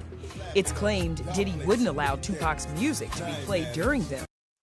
So if you watch the documentary, they was interviewing one of the sex workers, and dude said that Tupac's song came on. He was like, cut that shit off. You know what I'm saying? Oh, man, like, dude. And this, according to an escort who says he was paid $6 grand for 2 days of sex work. Come on, the party has begun. Happy Biggie Day. Let's go. Every March 9th, the day Biggie got murdered, they would fly me to wherever they were. That's illegal, buddy. Flying a prostitute out is illegal, buddy. I know you love this guy. He's your hero. Sometimes you just got to accept it and write people off. That be the power, nigga. They don't want to write niggas off. Sometimes niggas don't want to admit the fact that they were wrong about somebody. I'm more mad at myself. Like, man, you think I was enthused about that? Like, man, as much as when I was a kid, I used to look at dude as a hero. You don't think I was pissed off about that? You flew out and you're flying out male prostitutes at that, not bad bitches. Hey, man, it'd be free Diddy all day if he was flying in bad bitches, bro. I'd be like, all right, man, you know what I'm saying? You don't need to be going to jail like that, man. I mean, it's a bunch of you perverts that's flying to these bitches overseas. I mean, you know, still a pervert, but goddamn, you know. They're not even broads. This is not even broads, man. It's not even broads. He got caught. Would hang out, drink, and party with them for 3-4 days while I had sex. I don't know if. And then mama was like, oh, all these other white people, man, they got Harvey Weinstein. You know? Niggas called cases, man. White motherfuckers called cases too, nigga. Epstein called his case too, nigga. You know, stop it, man. That was his release for that day or whatever, but they always... And then you doing freak-offs on Biggie's death day with a male prostitute. Called me on March 9th. Of course, many allege... And all he doing in the cut is jacking off. This is so lame. This is, again, if you get money on a large level, it's just going to amplify who you really are. You get money, you're a pervert. Without money, you're going to be a bigger pervert. You're lame. That's how you see a lot of these millionaire people when they got Dragon Ball Z all over the crib and an arcade here and all these stupid colors in a nice mansion. Yeah, they were lame ass niggas trying to be kids, still reading comic books in your 50s. You know what I'm saying? Money just magnifies it. You're walking around your house in a Star Wars outfit, you know, like, nigga, you know, grow up. You know, they put money on that, nigga just become a bigger rich ass kid. Diddy had a role in the killings, the doc revealing never before broadcast footage from the moments just before the drive-by shooting of Biggie. This part right here was kind of in the beginning, the first 2 episodes. You can really, I mean, if you want to watch it, you'll watch it in its entirety or whatever, but you know, you can kind of live without this. We just seen so many documentaries on the Biggie shooting, the Pac shooting, Puff's involvement, the Crips involvement. You're going to see that. It's like, okay, I've seen, how many times are we going to see Keefy D and all this shit? I've seen all this shit. The next bombshell, 2 jurors explained that while they believe Diddy was guilty of violent behavior, their hands were tied. You can say he was a terrible person, but domestic violence wasn't one of the charges. Do you think that justice was served? 100%. We saw both sides of it. There was no way you're going to beat the Mann Act. You took a prostitute across state lines and paid him to do illicit acts, bro. Illicit sexual acts. You can't, it is documented. You know, there's a paper trail. There's plane tickets. It's not like he drove down there. You drove him down there. You flew him there. You know what I'm saying? All that's documented. They went through TSA. Everything, it's all documented, bro. Shout out to Lamar with the team. Say, my contributions to the Minister Jap show. Excellent coverage on the topic. So one thing y'all gonna know about when it comes to this Diddy topic, I will always be thorough with the information. We always thorough with the information on this topic because this is some fucked up shit. I think you got the atomic bomb. But perhaps most interesting is how hours of private Diddy footage wound up being used in Sean Combs' The Reckoning. I'm gonna send it to you right now. I'm gonna definitely need you to go on the record. I'm asking for a big favor. Now, he was begging the girl, you know, both of the girls from Dirty Money were pretty ugly, but the real ugly one, what's her name? Kalina. And here's how you know he's a bogus dude. She always had his back. I remember watching an interview one time, and Kalina said every time she would get a check, when Diddy would give her a check or whatever like that, she would always buy Diddy a gift just to show Diddy appreciation that he helped her, you know, in the game and all that shit. She really was loyal to Diddy. And she was going through a mean custody battle right now, trying to get her kids and everything, trying not to lose her kids. And she was trying to get a better lawyer. She asked Diddy for $5,000 before all this case thing happened or whatever like that. Diddy said he couldn't help her. Couldn't give her $5,000. You're worth $1 billion. Can't give you $5,000 to a person that got your back, always been there, always been supportive. People already talk bad about you. She was always down, right? None of that counts. Okay, fine. She had to eat that.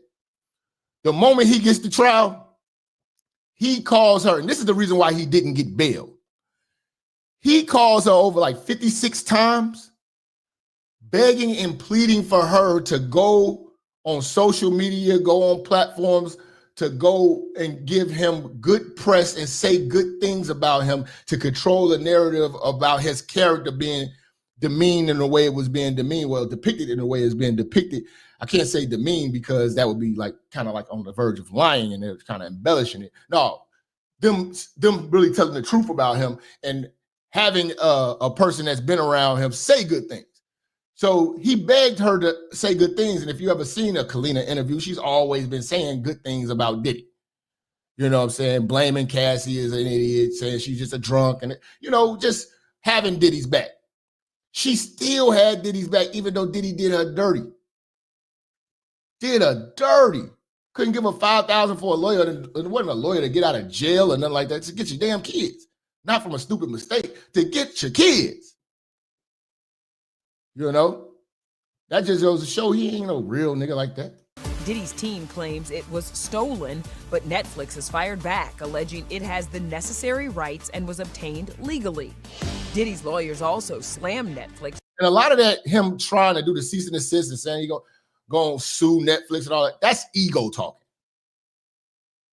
See, one thing about ego, it's not legal. See, Netflix is approaching this situation legal. But Puffy's not used to losing. He took an L with Cassie. He lost the Cassie thing. Ego is the reason why he was even in court with her in the first place. He would have drugged that out as long as he could, but the only reason why he didn't drag it out is because the tape came out of her being beaten half to death and drugged back into the hotel room. Once that came out, there was not fighting chance in hell, so he had to settle with her. That's why she got her 30 mil. And once, Diddy's not good at taking losses like that. He don't want to take no loss. So now his ego is the reason why he wants to try to go after Netflix, because he took a damn loss because he didn't do right by those people who had the footage. And they went and got 50 Cent. And he's like, oh, shit. Birdman hands. Let's get it. Christmas just came early. For bringing on 50 Cent, Diddy's longtime rival, as an executive producer, alleging he has publicly attacked Diddy for decades. If I didn't say anything, you would interpret it as... Exactly, man. So, yeah, man. Yeah, man. And here's the thing. This is not nothing new with 50 or whatever like that. Oh, here we go. We got another one. 50's a cop. How? Who he get locked up? If you're riding with Diddy, you ride Dick.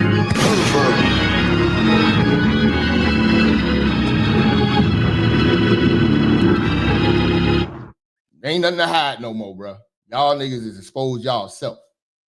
Every last one of these niggas. Ride Dick, bro. That's it, bro. That's it, that's all. I am trying to say that, oh, you're a black man. You are no longer a man. You don't get to claim the black man card and all that. Black man needs to get it. Once you join the rainbow, we are done with you.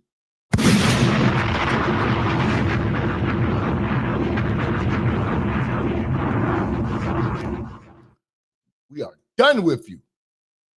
Stop it. Stop it. Good. Why is black bad? Like if I want a black party. That's right. Can I have a... This nigga say, I can't read a comic book now. No, nigga, if you get $500 million and you try to be the comic book, nigga, you're weird.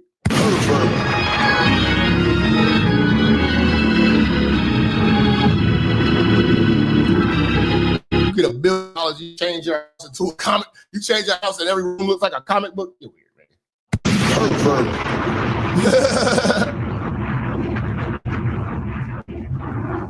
You're a big ass kid, nigga. Yeah, nigga. Get out of here, nigga. Black party or all black party? I think you could do it. Let's dress all black guys. Ready to go hug from and me. not... I ain't seen man, where the hell you been? Are you 8?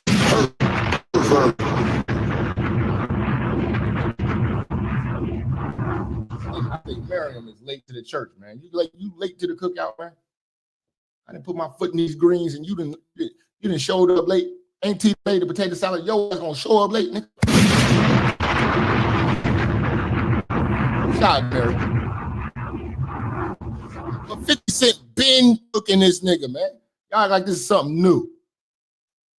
Touch each other's butt. They have little white good. Why is black bad? Like if I want a black party. That's right. Can I have a black party or all black party? I think you could do it. Let's just... Say you ain't seen the dub I sent you on cash app. for the day, Jap? Was it? I think I say Sydney. The last 20 was 25 was a person named Sydney. Larry with the 25. I shouted that out already.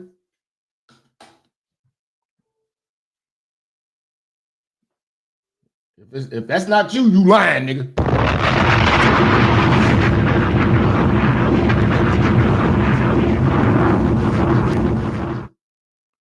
That ain't you. Oh, that's she. Yeah, I got you. Shout out she. I seen that. I thought I shot you out. You said happy Jap Day. Double shot on me. Yeah, I shouted you out. What didn't I? Or was the show over with? My bad, she. Shout out to she. That was yesterday. Shout out to she. My bad, she, man. God damn, she. You ain't gotta be coming at a nigga like that, man. Shout out to Miriam. Coming through with the 10 late fee.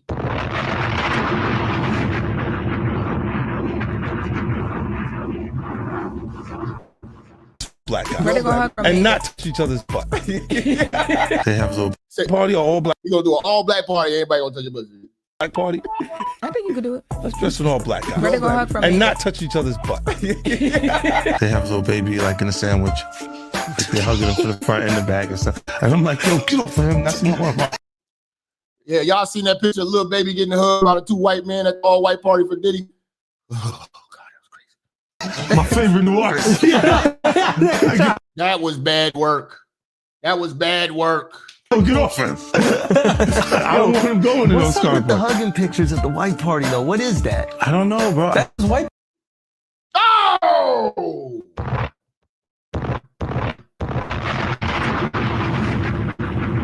Oh! See, we don't get passes for shit like that. That's a little bit too much. Under one arm and the embrace of your chest, and these are your gangster rappers.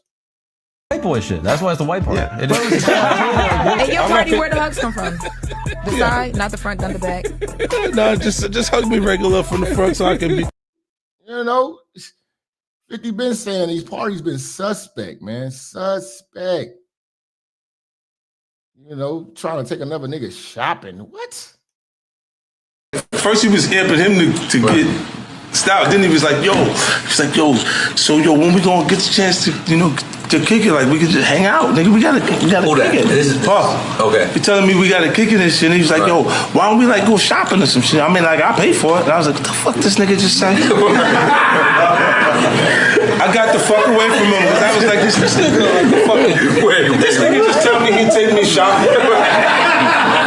That's what you about to do, man. Niggas talking about taking you shopping. I take you shopping. I take you shopping. That ain't suspect to you. And this is shit that goes on. Some of you niggas like, yeah, take me on a shopping spree. Then he coming right for your pussy, nigga. Oh, well, there's your little fruit pop. It's a fruit pop. It's a fruit pop. Trust me. You see these little weird ass pictures and shit like that out there. You should sit out there for no reason. You don't see accident pictures with me like kissing. Yeah, Pimp C said it, man, about this industry, man. That's probably why, you know what I'm saying, he got taken out. You know, the truth is dangerous, man. Shout out to Django, man. The truth is dangerous, man. Your life in danger when you're telling the truth. Like that doesn't happen by accident. You know what I'm saying? Like, I'm telling you. I'm telling you. Look, later you're going to find out a little shit that I'll be saying. And now we found out the shit that he was saying, this is years ago. Years ago. You're not going to tell me this man ain't been suspect. I'm never going to let up on this clip. I'm sorry. This clip is going to always be a reference to the suspect behavior of Diddy. This is going to always be. Yeah, I love this drink. Will you put my bag? I like when you like this, Daddy. I like this. I like it when you like this, Daddy thing. This is going to always be a point of reference.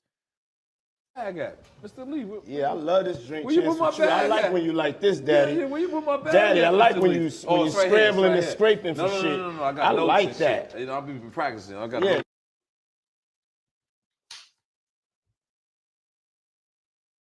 Mr. Lee. Yeah, I love this drink. Where you put my bag I like at? when you like this, Dad. I like it when you're like this. This right here, it's like, damn. I ain't gonna throw him under the bus, though. I'm just saying. What? Just be honest with you, ladies, man. Beware of any nigga that's supporting this nigga, man. This nigga you gotta watch out for, man. That nigga might steal your vibrator.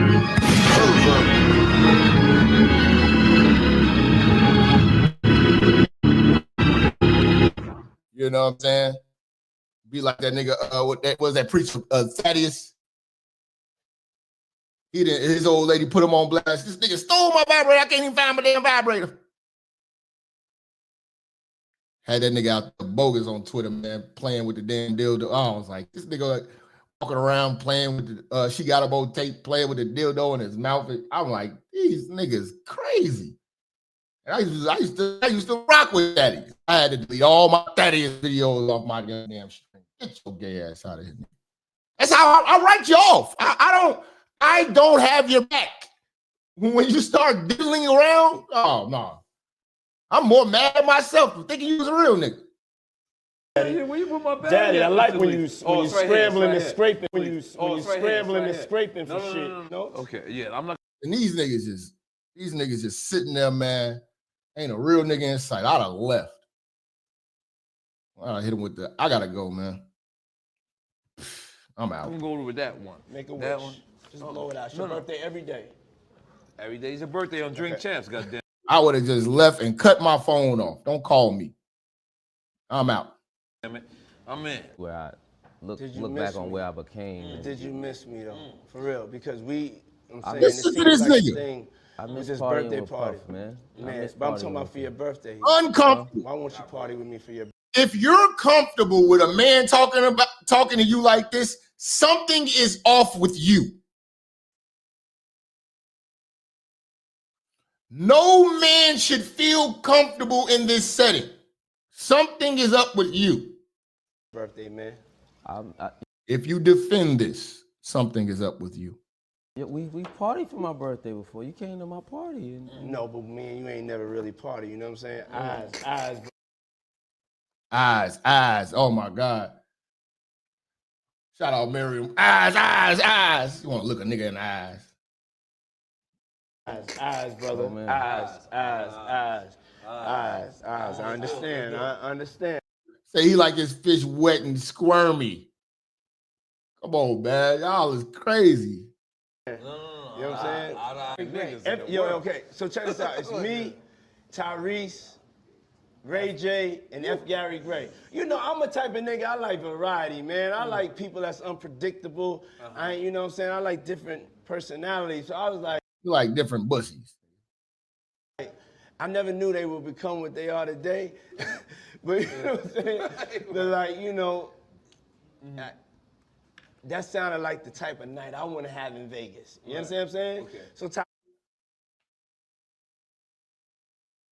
this nigga crazy, man. So Tyrese kept on talking. This is a fight. This is a Floyd fight, right? Yeah. And Tyrese keep on talking about like how you got to get back with. No. Let's go to this nigga singing happy birthday to a man. To a man.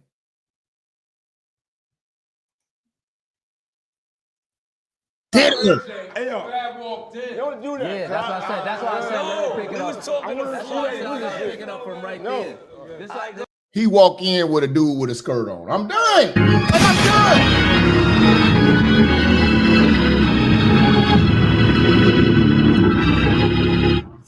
His entourage, he's got a dude with a skirt on. That's why I gotta pick it up from right there. Look at this nigga. Go ahead. No.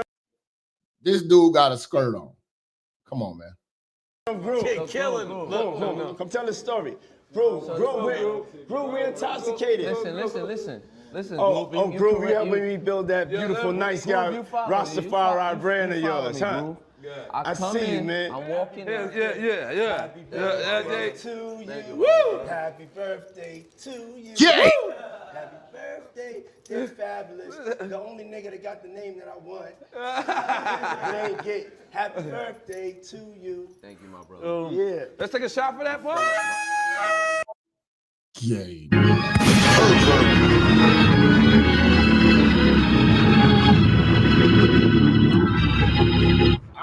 I'm never gonna let you guys forget that. Never gonna let you guys forget that, man. Never gonna let you guys forget that his sex workers are men. And he has his favorites. He's being sued right now.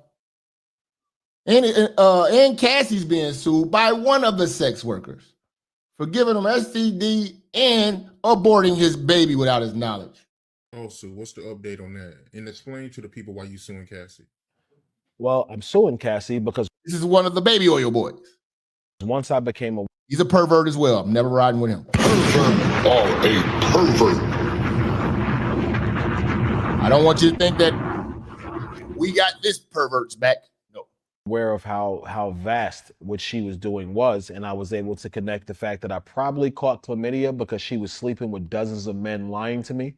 And I learned a lot more about the law. I realized that for years she manipulated me by promising me money I never got, and basically just overselling a situation that she knew because I was in a less than desirable financial position that I would go for. So what I'm suing her for is I'm suing her for the actual RICO that the government messed up on as the male victim that she sex trafficked. Because as you might... That's the male victim. Paid, brought to you and sponsored by The Diddler. Brought to you and sponsored by. It takes 2 predicate offenses in order to be guilty of a RICO, which is a commercial sex act and transporting someone over the state lines for the purpose of prostitution, which the trial totally revealed that she did. She testified to the fact that she personally sex trafficked me. She used a travel agent, and sometimes I would pay for it myself because she would ask me to pay for the ticket, and thinking it wasn't what it was, I would pay for the ticket. I realized I was victimized when I saw the extent of how much she had done. Because I used to talk to her. I didn't just walk into a room and put my penis in her. No, we would have... Wow. This whole talking. Pervert. Make sure y'all go watch that Netflix series, man. What's it called? The Reckoning. P. Diddy on Netflix. P. Diddy on Netflix, man. We just running it down, man. Clowning these clowns, man. Have hours-long conversations about life, what she wanted with Diddy, different things she wanted to do, her career, her business. Not one time did... Remember, Diddy paid him to pee on his girl. You taking her on a red carpet while you're paying male sex workers to pee on her. She's a toilet seat. She say, you know something, Clay, I like you, so let's just be careful because I'm doing this because Sean is making me. That's what she used to call him. I'm doing this because Sean is forcing me, so I don't want you to catch anything, so maybe we should use condoms. No, she's lying. She's hating on the girlfriend I have at the time, telling me that I'm choosing basic bitches over her.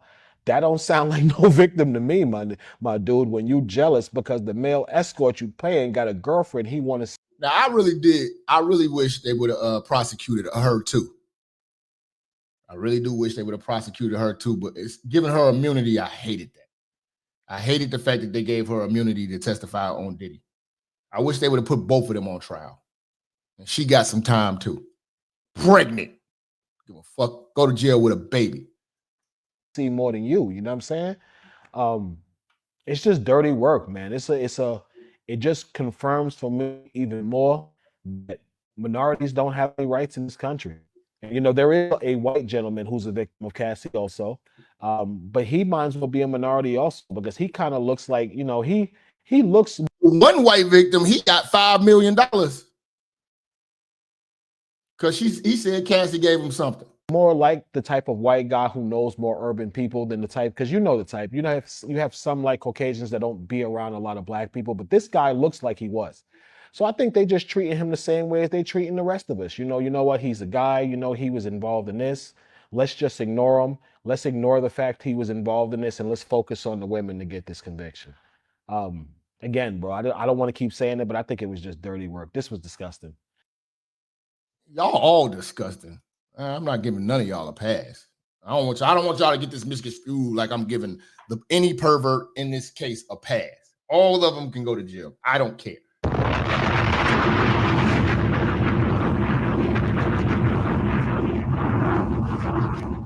know what I'm saying? The sickness of the Diddy freak offs, and he's just in the cut jacket off. Testified and revealed that she got a urinary tract infection from freakos, and she got sores on her tongue. Ugh! Sores on her tongue, bro. Man, listen to me. Those people were having unprotected sex. They was having unprotected sex. Dude, and this dude knew Puffy before he was Puffy. And that's what I'm saying. Like, these people ain't lying, man. It's too many of them, man. And they story all similar.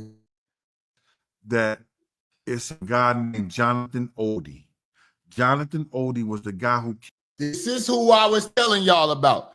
Now, long before the Diddy trial came about, in 2018, this guy right here was the first person, and everybody thought he was crazy. Everybody thought it was a joke. They thought he was high when he said that he was being sex trafficked by Diddy to bang Cassie and was getting paid, and they paid him $5 million because he caught a disease messing with these creeps. Came out with all this information about the freak off over 6 or 7 years ago. Everything he said in 2018 was true in the trial, from the liquid cocaine, the pink cocaine, the trafficking of the drugs, utilizing the planes, flying dudes in, him videotaping, sitting in the cut, pleasuring himself. He said this a long time ago before this even got to trial. What are you idiots talking about? Acting like Diddy's innocent. And why aren't, okay, and he was like, oh, 50's the cops. This is a black media company, Art of Dialogue. They've been interviewing Gene Deal for years. Are they trying to tear Diddy down, or are they just doing the media, reporting on what needs to be reported on? Why is everybody so mad at 50? Did 50 go too far? I need to know that. I need somebody to answer my question to that at the in the chat. Did 50 Cent take this beef too far? Because I don't believe he did. I don't think he went far enough. He ran into Trump's place and shot it up. The feds took him up at one of Trump's headquarters and shot it up. The feds took him into custody. He started telling his story. He told the story about Khaled, Ross, and Diddy, and Cassie. Now, what's gonna happen when the rainbow activities of Rick Ross come out? Y'all gonna be like, oh man, they just trying to tear brothers down, and it's on tape and everything. Like, what's gonna happen when that happens? Niggas is going, and you think 50 Cent ain't gonna jump on that? Ross been talking shit for the longest. You think he ain't gonna jump on that? They want to put a documentary together. You don't think he gonna jump on that? He said that he contracted herpes and other stuff. Yep. He sued Puffy and Cassie and them. He threatened to sue them and stuff like that. They wrote him a check for $2 million. This was proven by the federal government because he had zero money in his bank account one day, and 2 weeks later, he had over $2 million, and he bought 2 properties. One property worth $440,000. Nah, he actually got $5 million from Puffy. Go ahead. And another property worth like $800,000. So the man got $2 million from somebody somewhere. You understand what I'm saying? Yeah. So now, for you to think that Cassie had those sores, somebody else had those sores too, one of their sex workers, that he got $2 million from them for having it. So I believe that. Yeah, he look crazy now, yo. This is who Diddy pays while he sits in the corner and takes himself. Then you're not gonna talk about all the lives he's threatened. Hanging Wale from a balcony, blowing up Kid Cudi's car. Dude, when you watch this documentary, they're gonna tell you about how he kidnapped his assistant because Cassie was friends with Kid Cudi, and they all went hiking together. And through Puffy's jealous rage, he went, grabbed her assistant. They all grabbed guns, say, bitch, you coming with us. He went to Kid Cudi's house, broke into Kid Cudi's house, lit his Porsche on fire, called Cassie and told Cassie, had her call Cassie and say she's with Puff, and he not letting her go till she brings her ass back. And as soon as Cassie came back, he whooped her ass. Then he even found it out he threatened his assistant's life just because she knew Suge Knight. And she was only cool with Suge Knight's like baby mama or girlfriend or something. He's like, he gonna kill her just because of that. Hey, I didn't know you had anything to do with Suge. Like, if something happens, I'm gonna have to kill you. This is the assistant. He wanted to let me know. It's just a little part of that docuseries. Make sure y'all watch that docuseries on Netflix. #1 right now, Netflix. How it would happen. You will be in a dark park and there will be no one around if this shit goes left. And I'm telling you, like, we just gonna do it like this so you really understand. I never told anyone. I never called the police. And this is the girl whose story was folding in a courtroom because she couldn't get the dates right. So she got tripped up by cross-examination because she couldn't get the dates right. So they had to throw out the Kid Cudi thing and all that because he did get charged with arson initially, but she couldn't get the dates right. She was terrible on the stand. Anybody else would have said, Puff Daddy told me he's gonna kill me in the park. I think his trust came from that. Make sure you go watch this, man. I ain't saying it's something that you need to watch twice, but just watch the whole thing, man. You know what I'm saying? Go back and watch my documentaries. Go to Patreon. Since you want to support Netflix, support black media, a real nigga, Minister Jap. Go to Patreon for $5 and you can watch episodes 1 through 1,000. There's like 5 of them, but they like all 3 hours long of me breaking down P. Diddy, the Black Jeffrey Epstein. You'll see, and you'll gain a sense of real knowledge. Then you'll start looking at niggas funny, like, how could you support this sick fuck?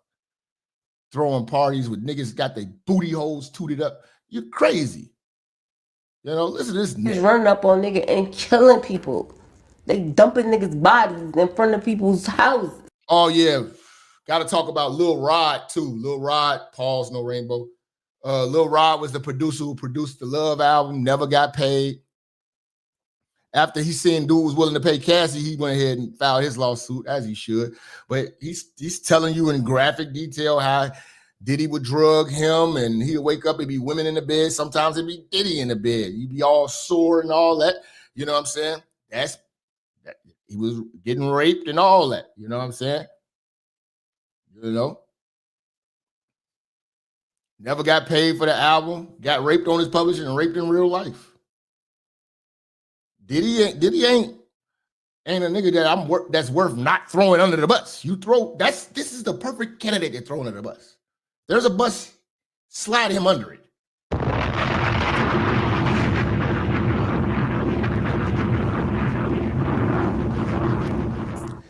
And you people's putting money on Pookie Bell. And y'all worried about Baby Oil and this nigga fucking men. That was there. With they assholes tooted up. Looking for an opportunity. There you go, man. This is sick.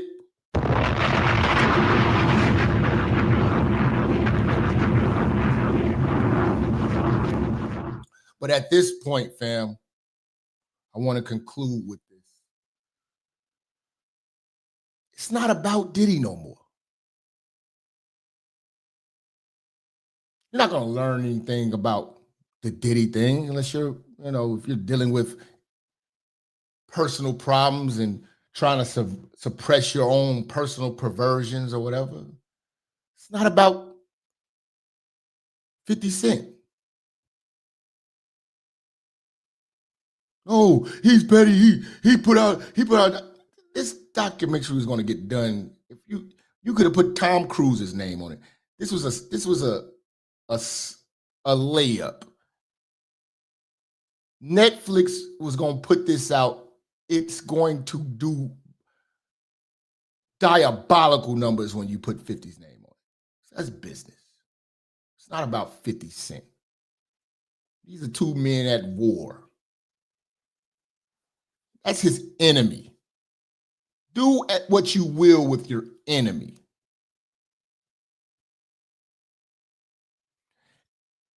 There's a greater perspective. The greater perspective is looking at these niggas making excuses for the overwhelming support of a man of that character and a man who behaves in a perverted nature.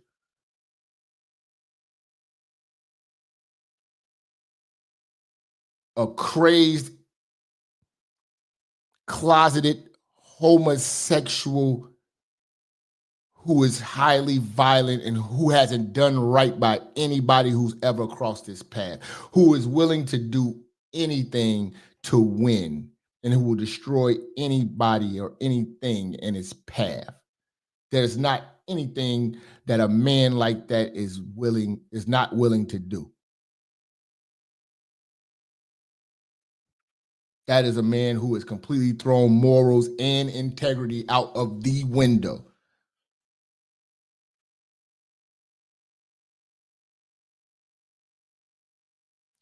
The perspective of looking at how these niggas are so fanned out from the actual reality. You wouldn't let a family member get away with what Diddy did. You wouldn't let your best friend get away with what Diddy did and still be in support of that.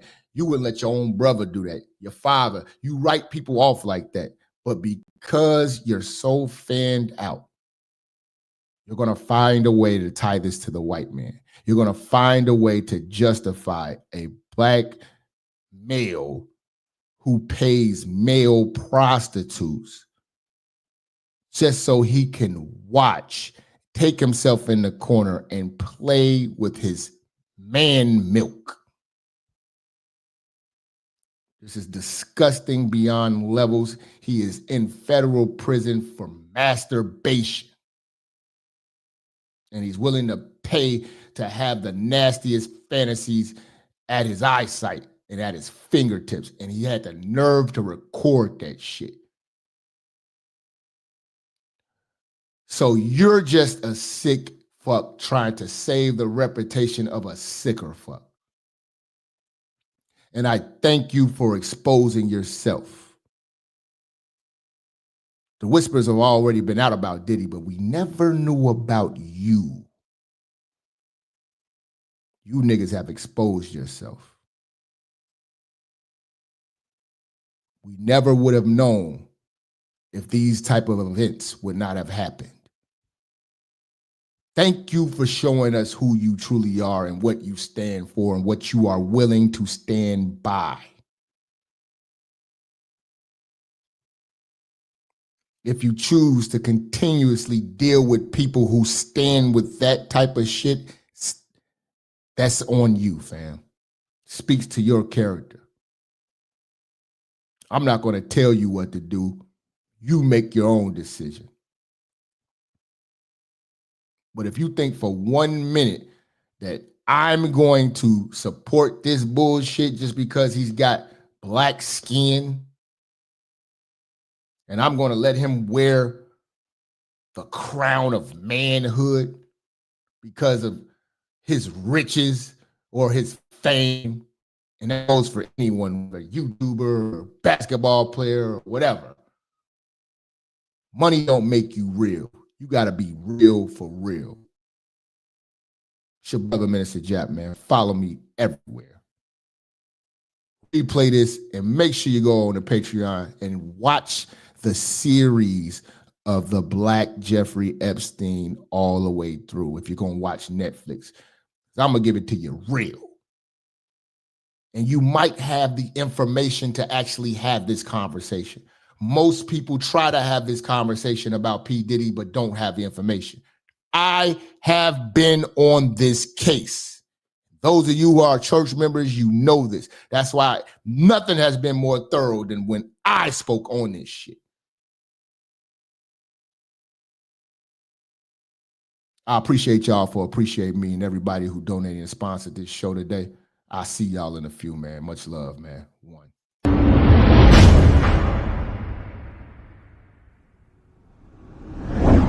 Church, check in. It's your boy, Minister Jap. Listen, I know y'all been looking for me, but at the bottom of this video, in the description section, you'll see where it says follow me. You can follow me on all social media platforms. You know, make sure you click the links in the description so you can get in touch with me and get in tune with everything I post at all times. You never know, the haters might try to take us down. Also, make sure you're following my backup channel, Minister Jap Church Media. Follow the channel now. We are not going nowhere. We're here to stay. Make sure y'all paying attention. Church on the move. Peace.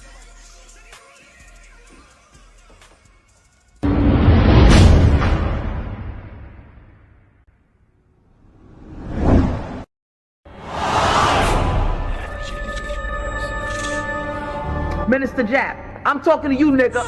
Yeah, I got a kid. I got 2 daughters and a son. Yeah, man. Black women are bad mothers. And that's why you having a baby by the motherfuckers you had a baby with is your fault. That's why you being a single mother is your fucking fault.